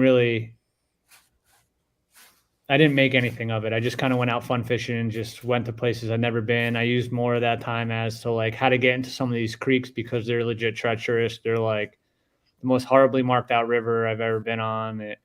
The channel says it's 10 feet. You put your boat down, it's 4 inches of water. Like, it's just horrible. Like, so it takes a lot of trial and error and get stuck and wait for the tide to push you off, or get out of your boat and push, or put your trolling motor on 100 and hopefully you can wiggle off some of this stuff. And so I used that week for that.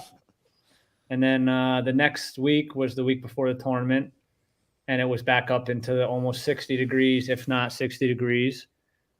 And I caught them decent, but once again, some of them were on beds for sure, which I told Joe from the very beginning, because when I first got there, I was catching bedfish, but I couldn't see the beds. And even when the water dropped back down to 53, the fish were still on beds. And people who think that fish don't bed when the water's 50 degrees, they're delusional because they just don't see them, or they just are so single-minded that, oh, they can't be spawning because the water's 52 degrees. What do you mean? It's impossible. And it's not impossible. If you go open your eyes, you'll probably see them. But they were on beds. And so the final week, also the 3 days leading up to the tournament, we had like 80 degrees, 83 degrees. The day before the tournament was 90 degrees with a full moon.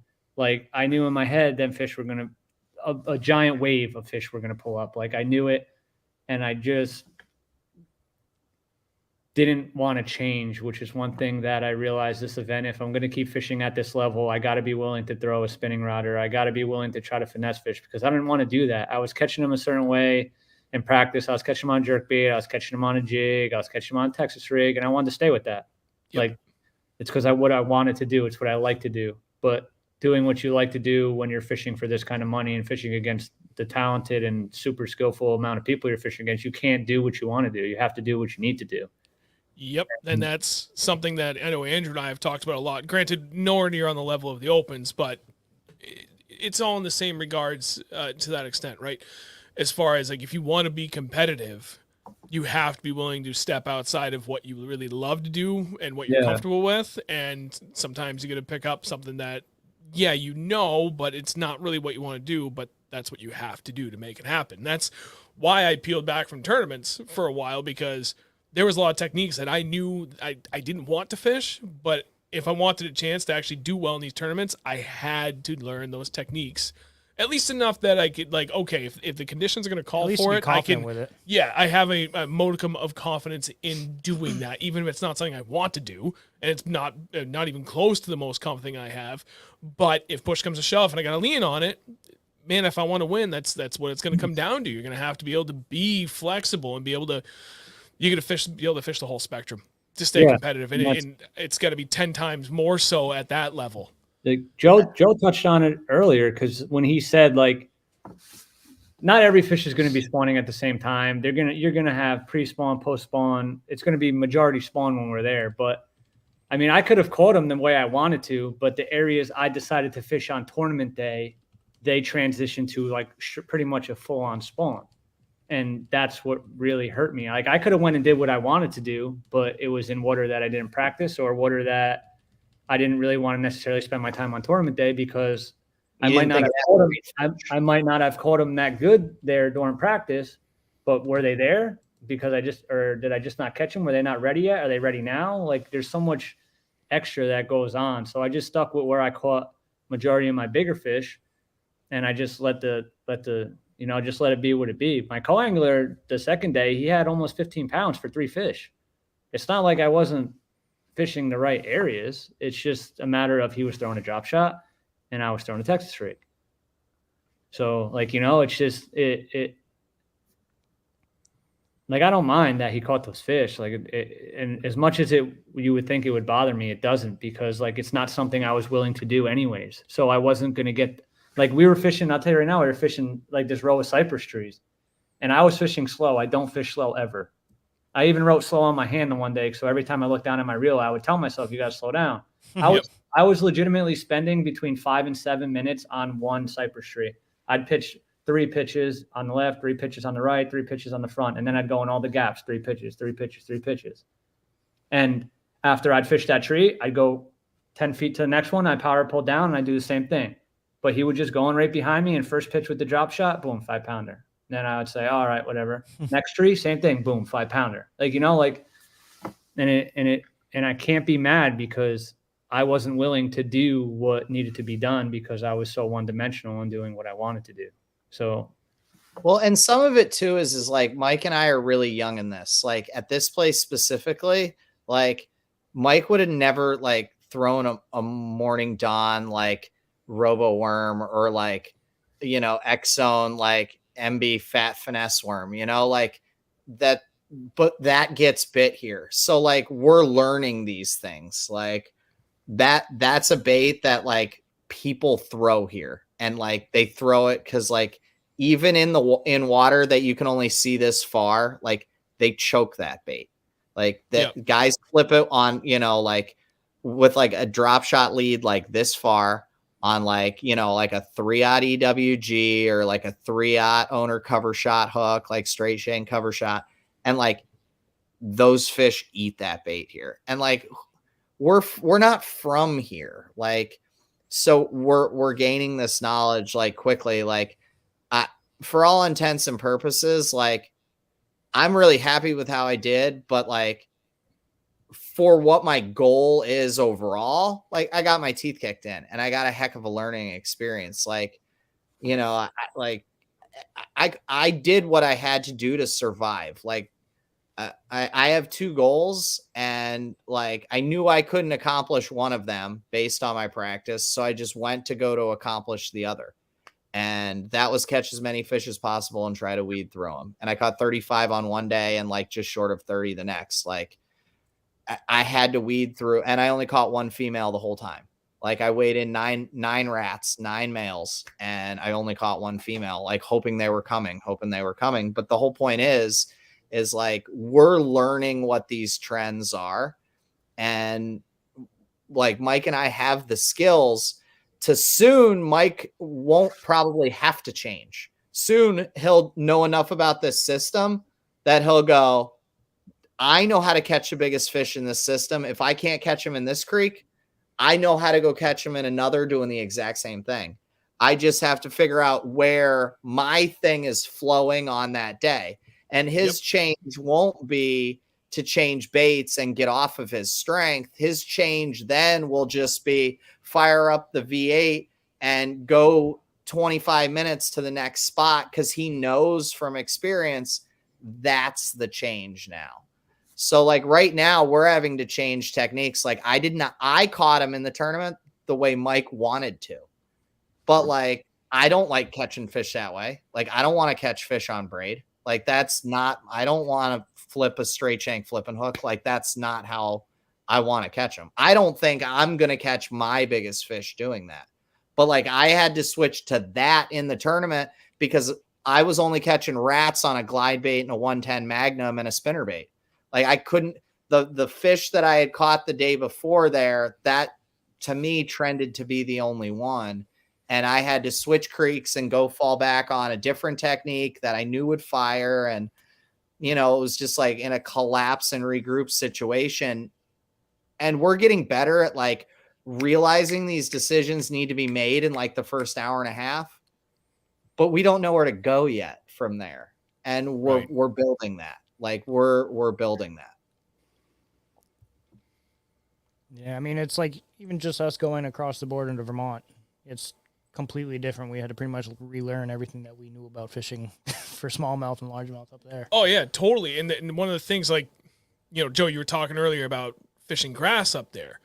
We still have our fair share of grass here in New Hampshire, but we have a lot more rock. You know, we're the granite state. And oddly enough, I live in the granite town of the granite state. Mm-hmm.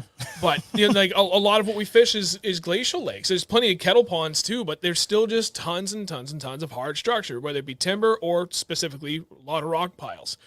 So that's much more to my strength. We have a lot of vegetation, but at the same time, like not really. And then you go to Vermont, and it's almost the polar opposite. You can still find plenty of rocky spots, but like vegetation, pretty much everywhere we've been, like vegetation is it, and I just don't fish it enough. That it's like thick. It's really thick. Like it doesn't seem like it should be that big of a deal, but it's like totally throws you through a whole mind loop because it's like, okay, this is not my first choice for what I want to do. So what the hell do I need to do to adjust to that different stuff? And we've done pretty well. It's but just like you're right, man. As anglers, we break down the idea of a lake, and then when we see it with our own eyes, whether we see it with our electronics or whether we see it like visually on the surface or the shores, like we are all going to break stuff down through what our goggles of experience are, right? Yep. So like when we get faced with certain situations, we want, like, our interpretation of what we should do in that situation is different. And we all run into things where we're like, oh man, like this is going to be a tough one for me. And what the opens really teaches you is that if you're going to progress and you're not going to die, like what you get good at is recognizing how to interpret what you're seeing really quickly and how to make it work quick. Like what it should teach me and Mike is now, like, if we go to Vermont, we make quick decisions on how to break down that body of water. We don't go there and go like, oh, that, like, I struggled to get a bite. Like, we go there and we should be able to be like, all right, I'm going to move into a system of production really quickly. And that, what was that? Fishing efficiently. Yeah. Because like, and this sounds like really, really lame. And I've said it on some other podcasts before, and I think Mike's even been on them, but like Polnick always talks about, and like, I'm like Polnick's super fan. Like, yeah, I work for Alpha Angler, and we're like, we work together, but we're like not close friends. I'm super fan. Like, and that's probably why we'll never, like, I have Brandon's number, but like, we aren't friends. Like, I get all right. Like, I'm way better friends with other people in this industry who fish the Elite Series. I'm not Brandon. Like no. But anyway, like, I've heard Brandon say in many interviews that you like have to follow your limbic brain. Like, if something in your gut is telling you to go do something, you need to go do it. And like, if you're fishing at this level and you're spending time thinking about going to do that, go back down a level. Like, go do something. Even if you're going to fail, it's then going to give you a gut feeling to go do something else. Now, like, I'll take what Brandon said a step farther.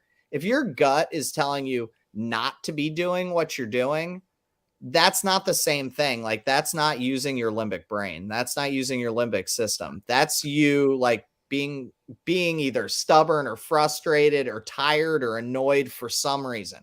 But that's not but when you get a thought to go over there and do that, like, you need to go and you need to do it now. You can't think about it for 20 minutes. Yeah. You can't think about it for 20 seconds. Go. There's nothing worse than getting off the water and being like, shit, I should have gone up there and done that. Which is something we've done for years. And I'm by far the most guilty about that. But, it's my boat. I'm one of the tow motor, and I've gone too far down the path of being patient. Whereas, 5 years ago, I was just go and follow my gut. But then realizing that was shooting myself in the foot more often than not, because I wasn't sticking something out and like figuring out that little nuance because it wasn't giving it the time. But now I got to kind of go back into the direction where we're starting to do that now. Like last year, especially, and this year has been a big thing where Andrew said it to me a lot last year. We'd say that exact same thing. Like, man, like, get off the water. Like, God, I really wish we didn't even think to do this, or we talked about it, we never even tried it. And he was like, you know what, next time, like, one of us says that, we should just do it. And now we still have a little bit of a delay, but now we're acting on it more than we did before, and it's definitely paying off. We've done that 5 times this year now.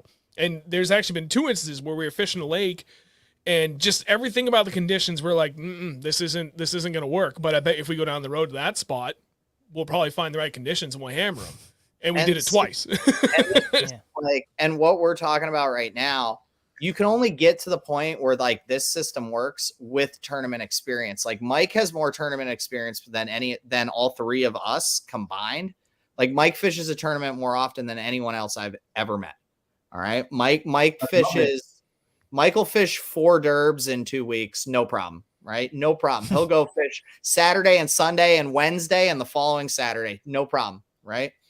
So like you need either to have fished in high school and college, or you need to have been fishing club derbies or something for years, because you can't do the limbic thing if you don't have a lot of experience. Like you have to have fished a lot of derbs. You have to be keen at competing at fishing in a crunch time frame.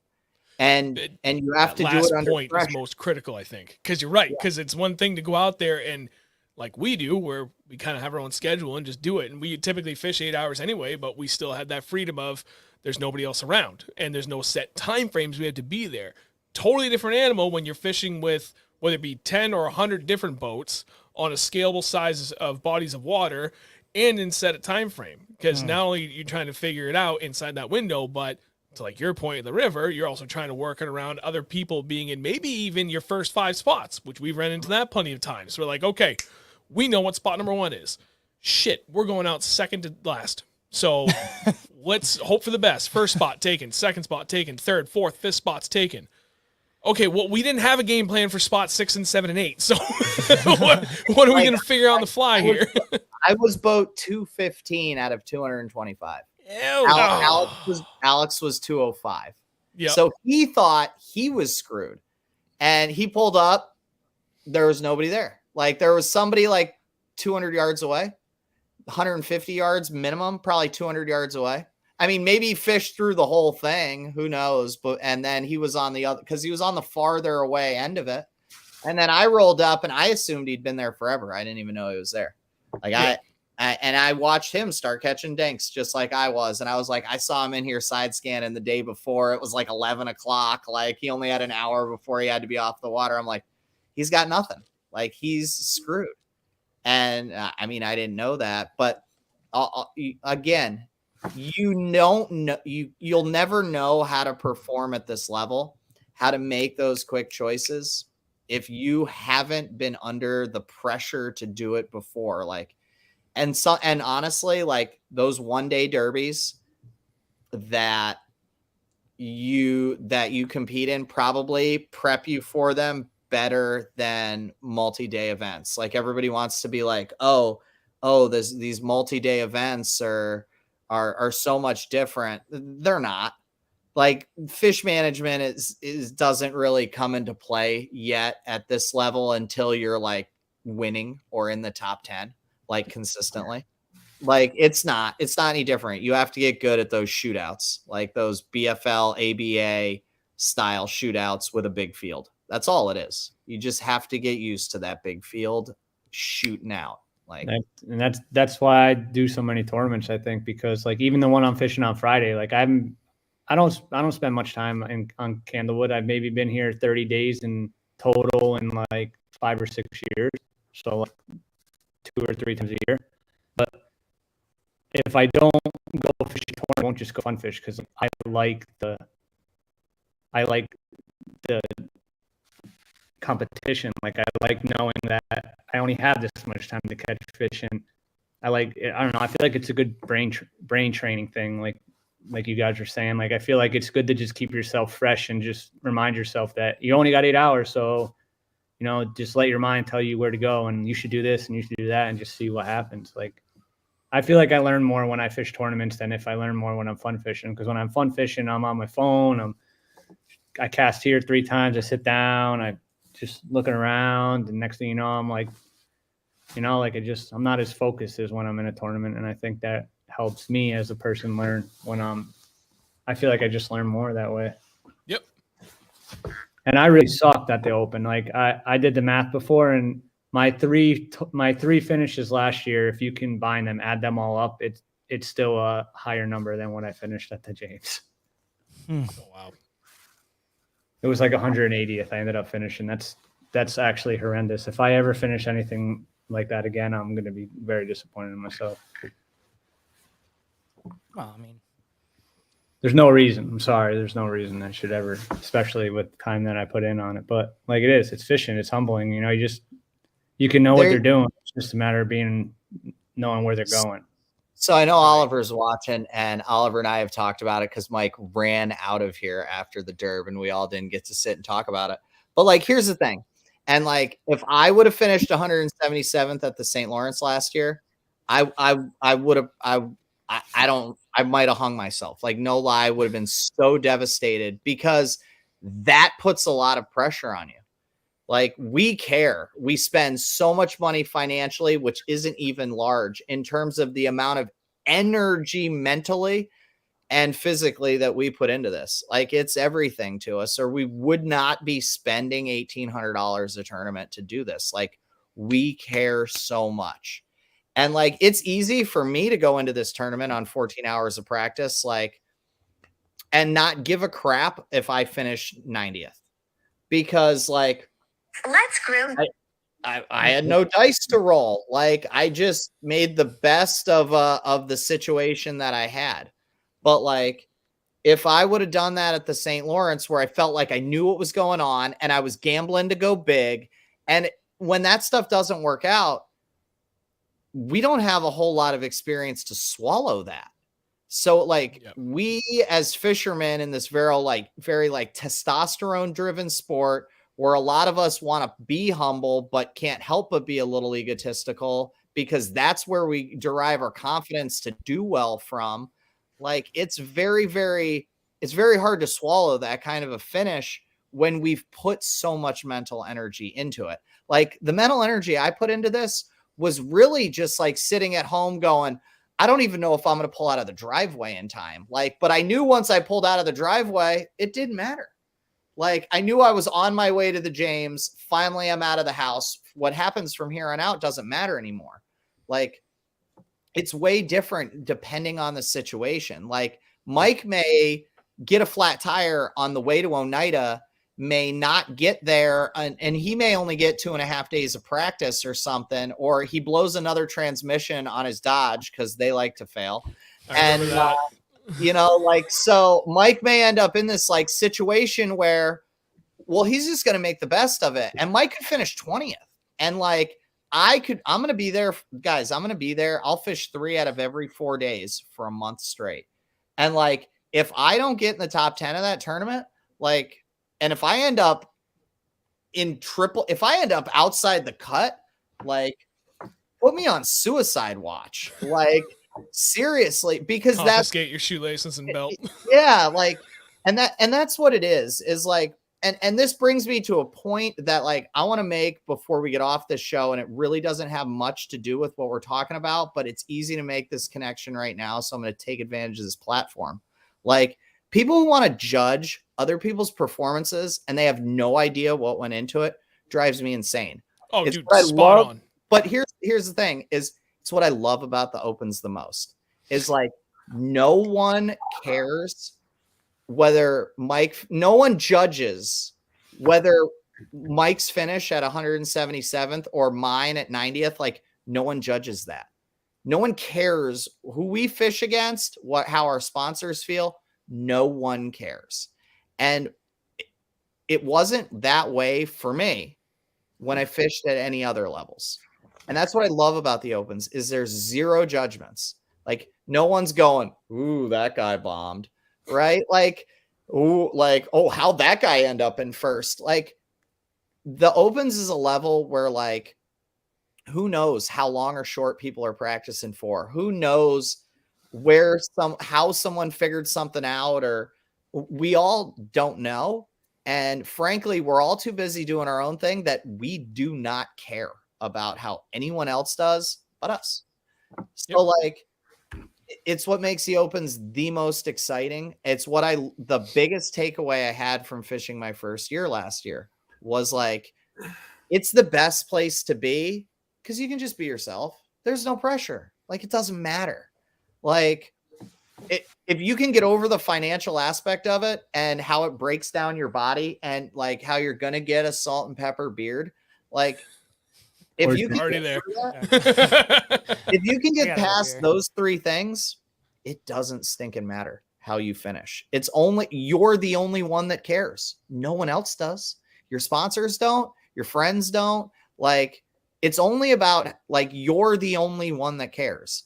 And that's the greatest thing ever. And why I don't want to fish any more BFLs, why I don't want to go back and fish local tournaments anymore. I have zero desire to go do that because now if I show up with my wrapped Big Bass Dreams boat at Oneida on a Monday night or at Harvey's Lake on a Wednesday night, everybody goes, oh, what do you have? What do you have? Well, what do you have? Well, what do you have? Like, oh, how do you do? Like, oh man, he's like, he fishes all the time. How do you not do good? Like, dude, you don't know what went into this derby. Shut up. Like, so like, that's why I love the opens. I don't want to fish anything but a Bassmaster Open ever again or the next level. Like I'm never going anywhere else. I don't want to show up at a Cashin. I don't want to show up at a Douglas. I don't want to show up anywhere else. Like I want to fish everything. I see like, But but like, I guess, so that's a good point. Like, like everyone needs to bring that attitude, like to like the other circuits everywhere, because like Mike feels that way at the circuits he fishes. We all should feel that way at all of them. Like, what is with us as fishermen? Where have we screwed up? Like, why is there so much judgment and shade thrown and BS? Like, it's wild. Like, it's absolutely wild to me how much people like think they can judge. Everybody thinks they're better than everyone else. It's Oh, a yeah. weird thing. It's a measuring contest, right? I can't stand it. No, and I wholeheartedly agree. It's funny because Andrew and I have talked about this multiple times where we came from skate and BMX, and it's the polar opposite. Oh yeah, Like everybody's hyping each other up, no matter how good or how long you've been skating or biking. Everybody's always hyping you up for even doing the simplest thing. Right, and you even see it at the highest level of pros too. Like it's not like other professional sports where you have, like take it football or basketball, whatever. There's always been like some form of rivalry. Although like now it seems like in the NFL at least there's like that. I mean, there's rivalries, but like they're good buddies about it, right? Like on the field, like they don't hate each other, but they're like I'm gonna try and beat the piss out of you, and at the end of the day, they're smiling and hugs and everything. But like that's how it's always been in BMX and skateboarding. Like even at the highest level of competition, those guys are like. There's one guy just had the run of his life, and his, his buddy or just another competitor is out there, and he's putting together the run of his life. The guy knows he's about to get his ass beat, but he's fucking hyped. Right. Slamming his board down. He's like, fucking get it, stop it, like whatever. Same thing with BMX. Like then you come to the fishing scene, it's like It's not like that. not you, all I the hate time. you. I hate you. I hate you. Yeah, Let's go there's fishing. so many judgmental people about it too, And like in the that's worst what way. I don't get. Like in extreme action sports, everybody's behind everybody. Dude, what I did was extreme. I burned 40 gallons of gas a day.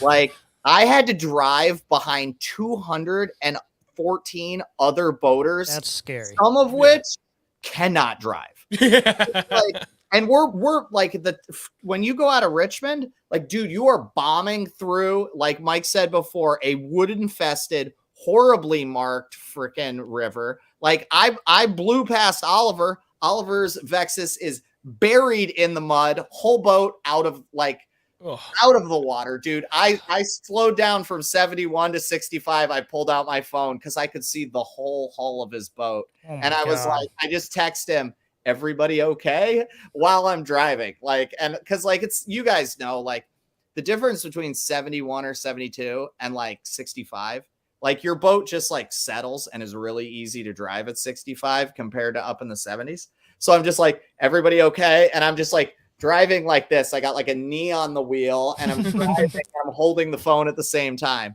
And I'm like, he texts me back, I'm going to be here a while. And I'm like, okay, talk to you later. Sorry, bud. Like, and I just went back to going.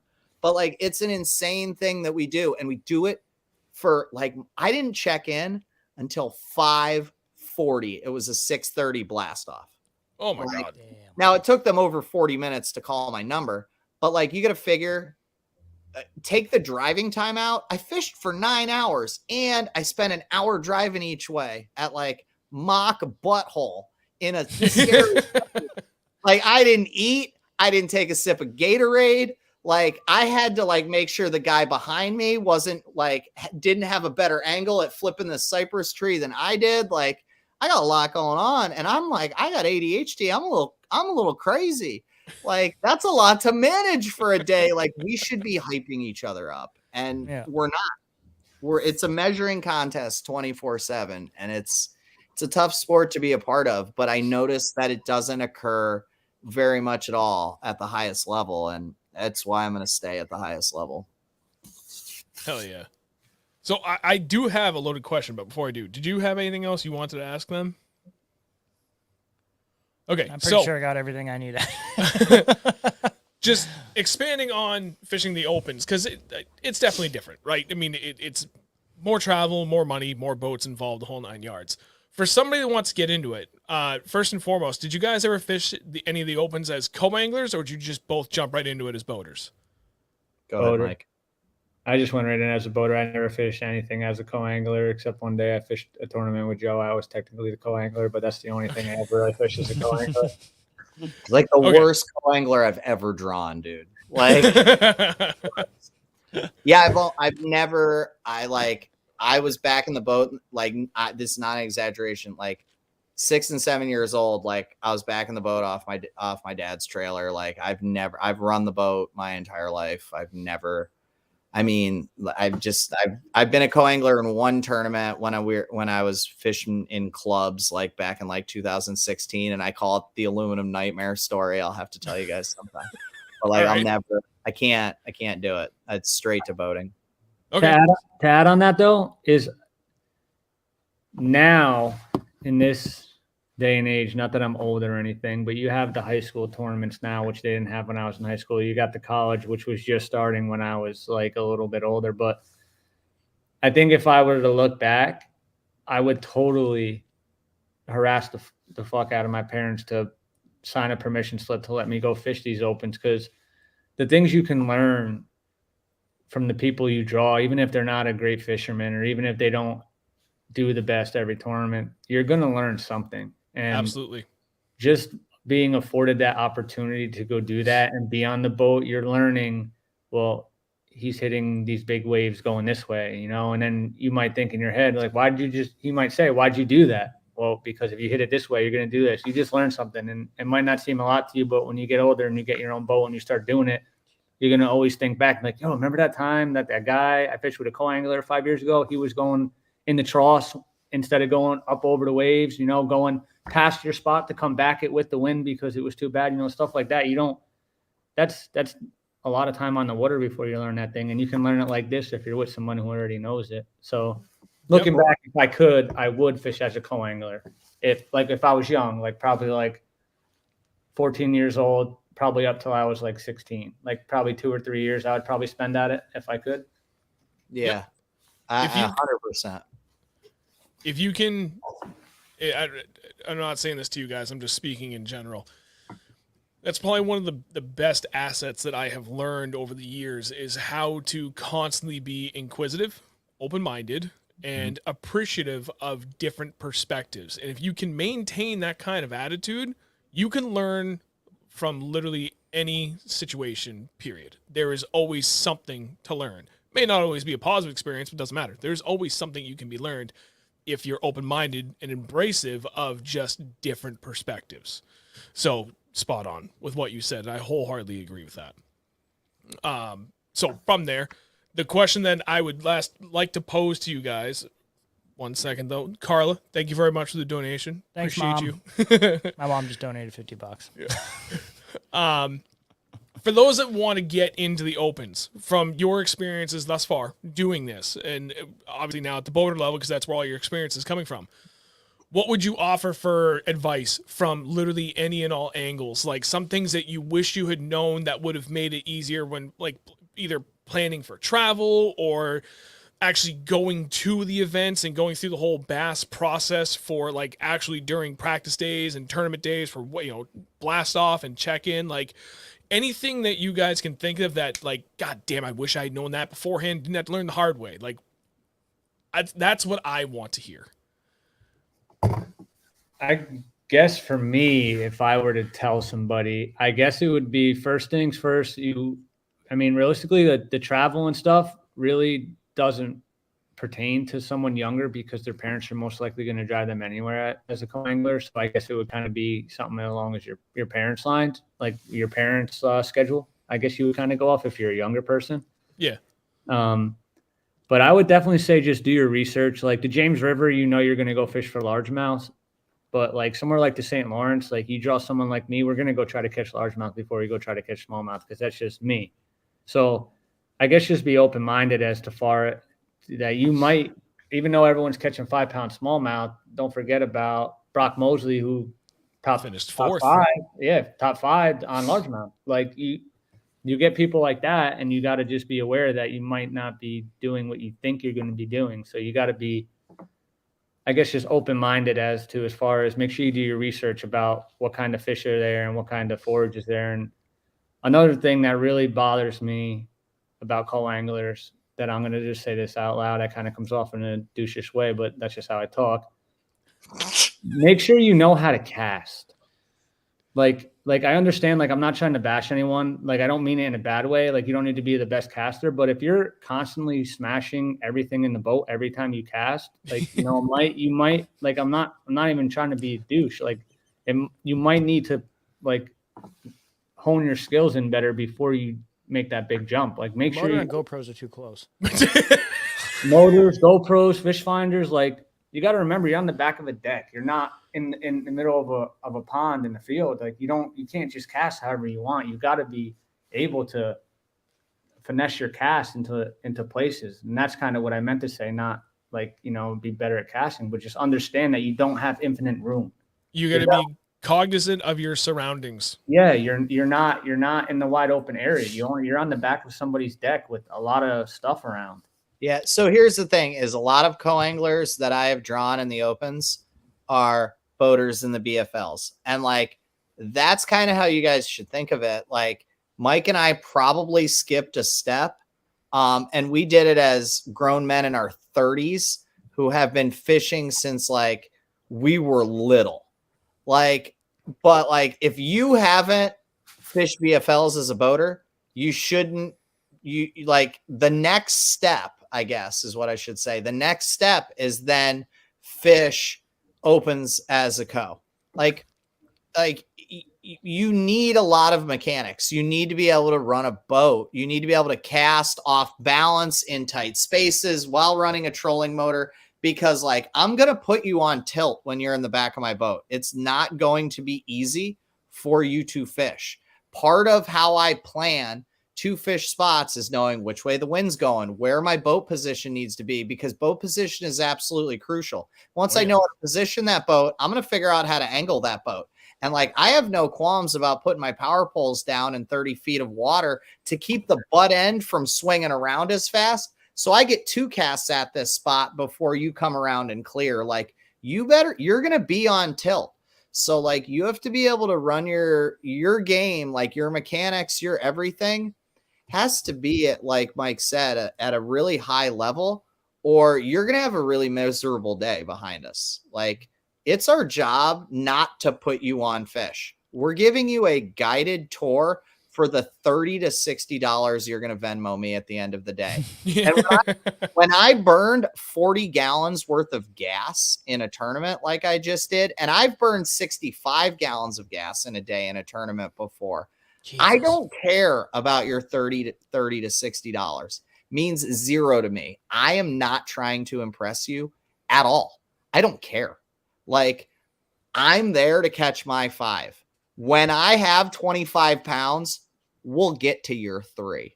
But until that happens, like, you're there to watch the show, like, and work around the show. And like, that's all there is to it. It sounds selfish. Like, I'll be your buddy. I'll keep you very safe. But like, it is not my job to make sure you catch them. Like, we're going to where there's fish because I want to win. But like, if you ain't on point, you're on tilt, man. Like, it's going to be hard. It's especially like when we get to the stuff that's my jam. Like when we go up north, like north, like, dude, good luck at Oneida. Like, it's not easy. I mean, precise casting is so important when it's blowing 35 and there's 4.5 footers like there was last year. Don't bring that wacky rig near me. Like, I'm not getting that braid out of my trolling motor. It's not happening. Like, and you're not going to like what you hear from me if I tell you that, like, you're in over your head and what you should be doing, because you're now affecting my fishing because you're being crazy. And I ain't turning around for your chatterbait on a dock. Like, it's not happening. I'm sorry. I'll give you one out of my box before I'm turning around. Like, it's not happening. You can have one of mine. I have no trouble sharing anything, but I ain't turning around, bud. We're going this way. Like, see you, bye. Oh, that one looks expensive. Oh, you just lost it though. Yeah. So yeah, like, I agree with Mike. Like, that's the best advice I can give someone is, like, be prepared. Like, be prepared for the worst day of fishing ever, and be happy when it's not, because you're there to learn. It's a $450 guided trip for 2 days. That's what you're paying for. That is what those open co-angler spots are. Which is honestly a good value too, for $450 total for 2 days. I've had that's what you pay for a 6-hour trip. I've had buddies draw 2 pros in a weekend.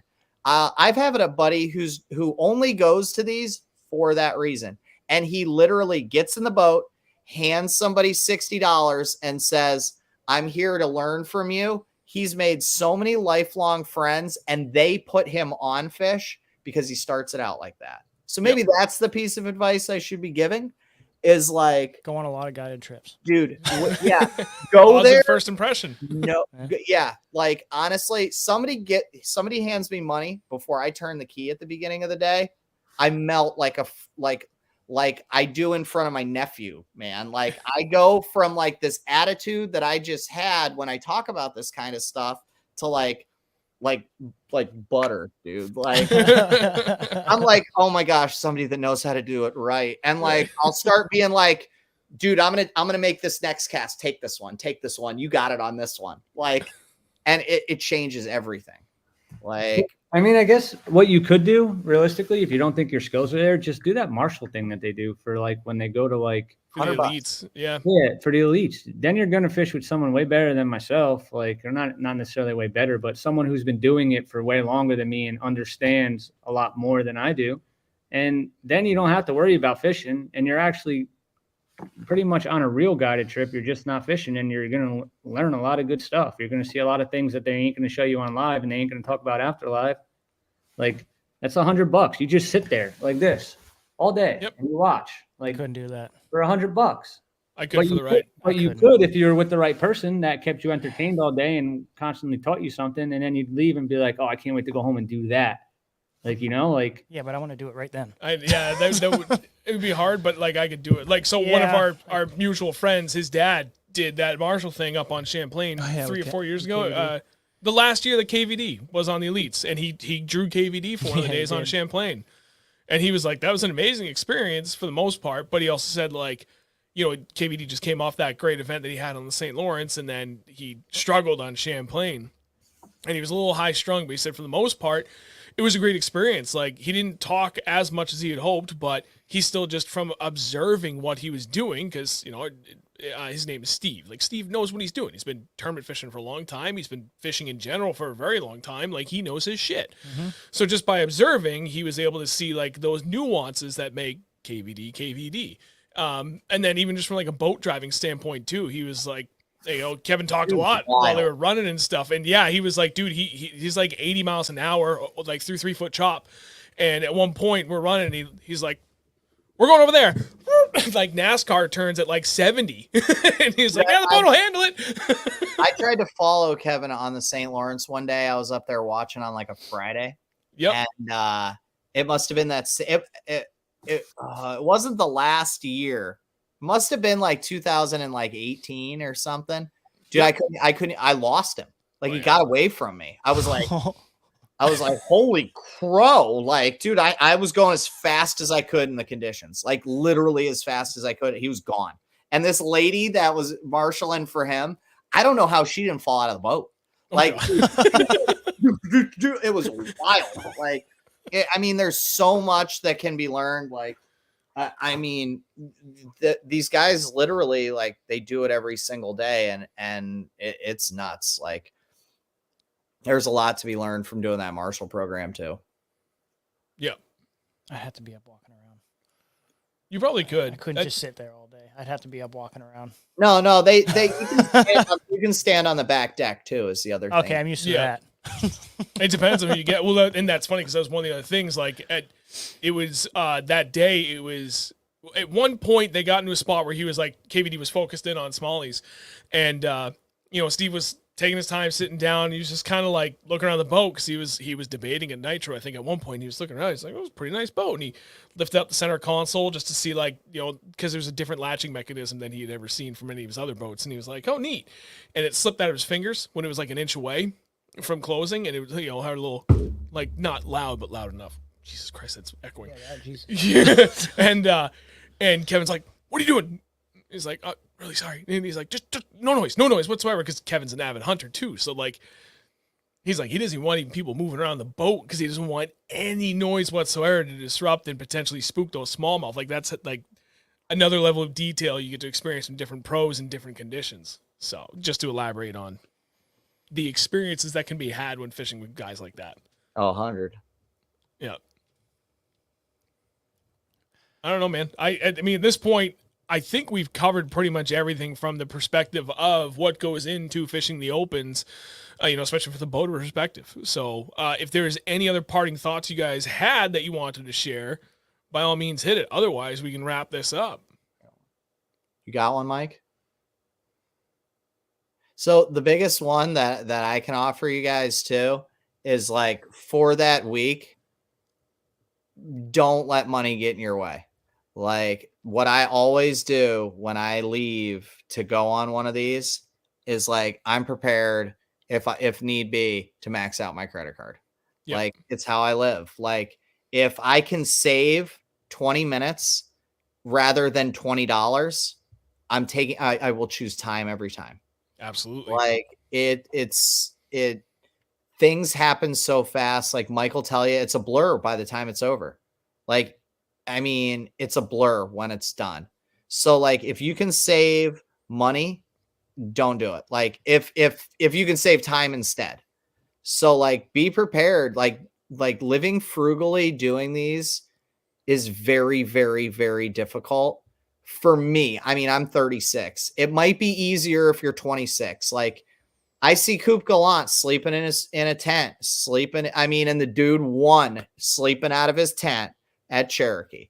Like, I can't do it.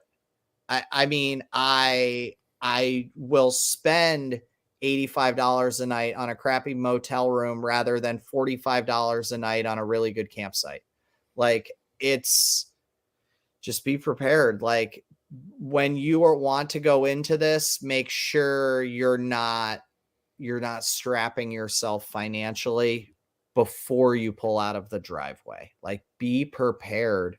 Because there's nothing like, dude, I've broken stuff the day before the tournament, had to spend hundreds of dollars to get it fixed. Like, there's service crews here, but they don't have everything.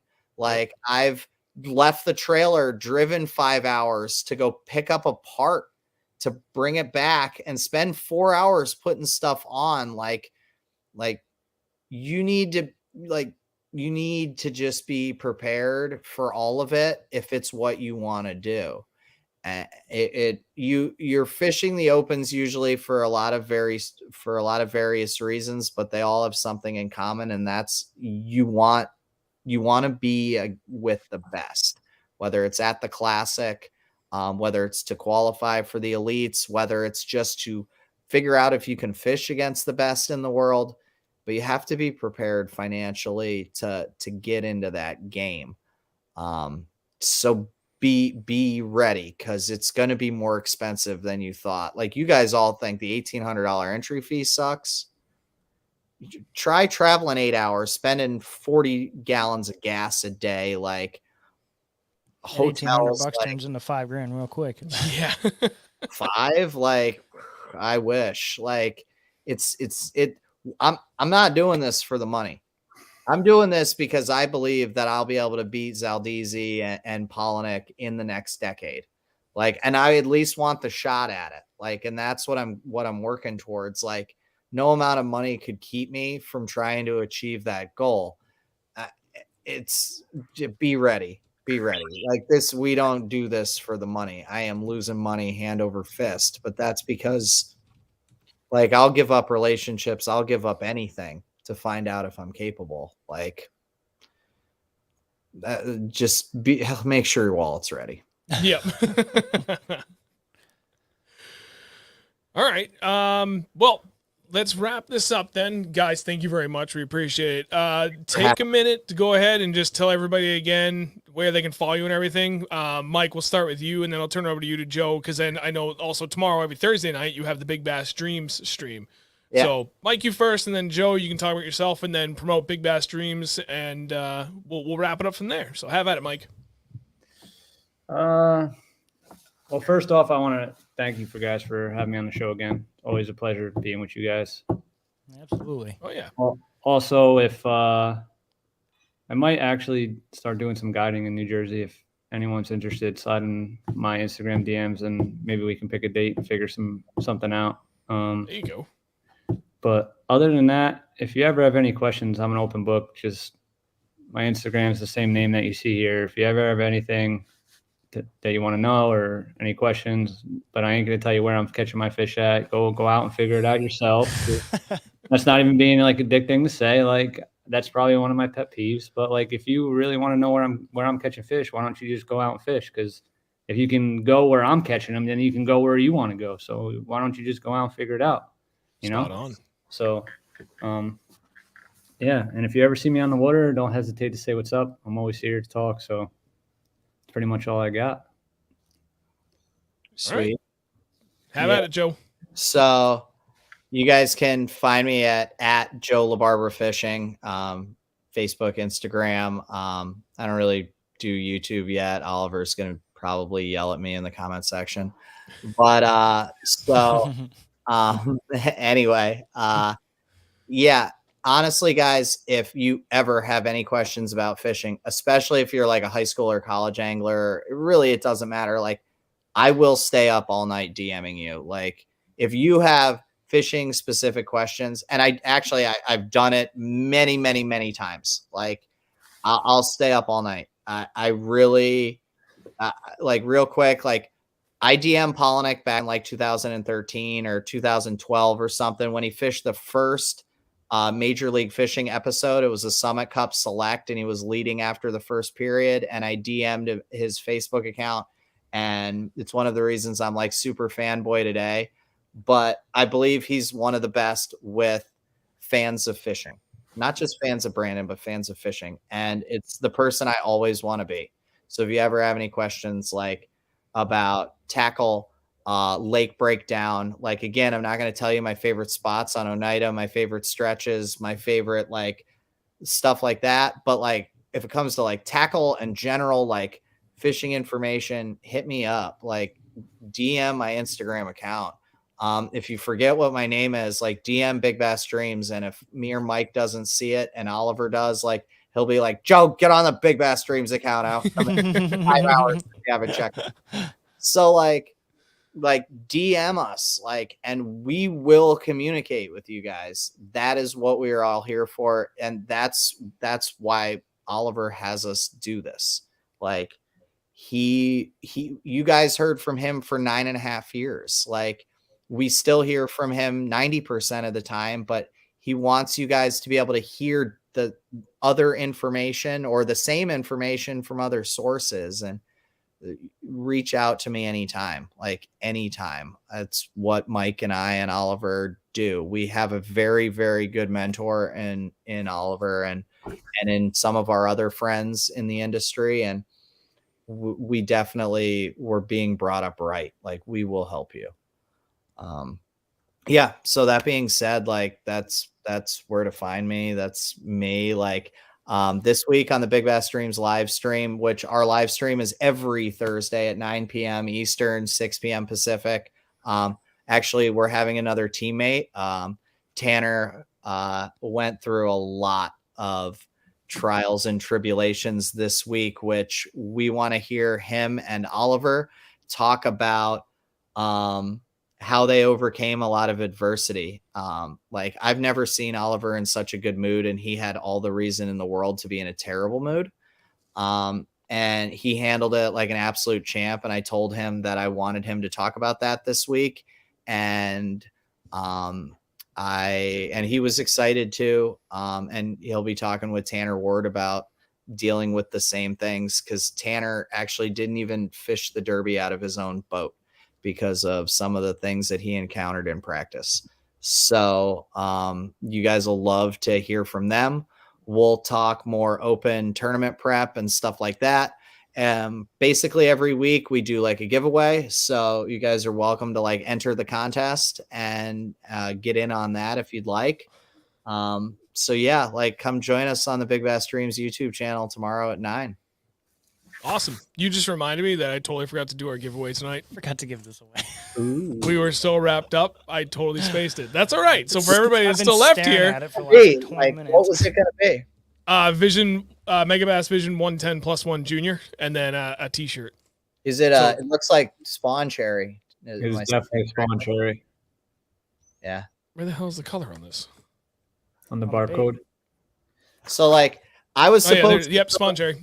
I was supposed to throw this TLC 110 this week, and the guy at Lakeside Tackle on Oneida who gave it to me is probably going to kill me because I never ended up throwing it. But yeah, like, maybe it'll be up for grabs tomorrow. I don't know. We'll see. There you go. You gave me some ideas, Sean.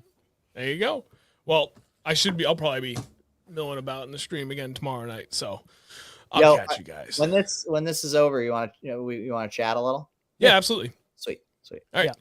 So otherwise, again, thank you guys for coming on. Greatly appreciate it. Everybody that's still watching, if you haven't done it yet, drop a like really quick. And if you haven't also yet, go subscribe to Big Bass Streams on YouTube, because again, like Joe just said, they do it every Thursday night, 9 p.m. Eastern. Other than that, Andrew, do Yeah. you think? Fucking every time. Sorry. So, yeah.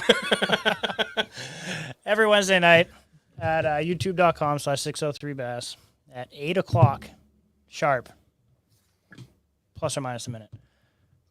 See you guys We next do that week. too. We do that too. Have a good night, everybody. See ya.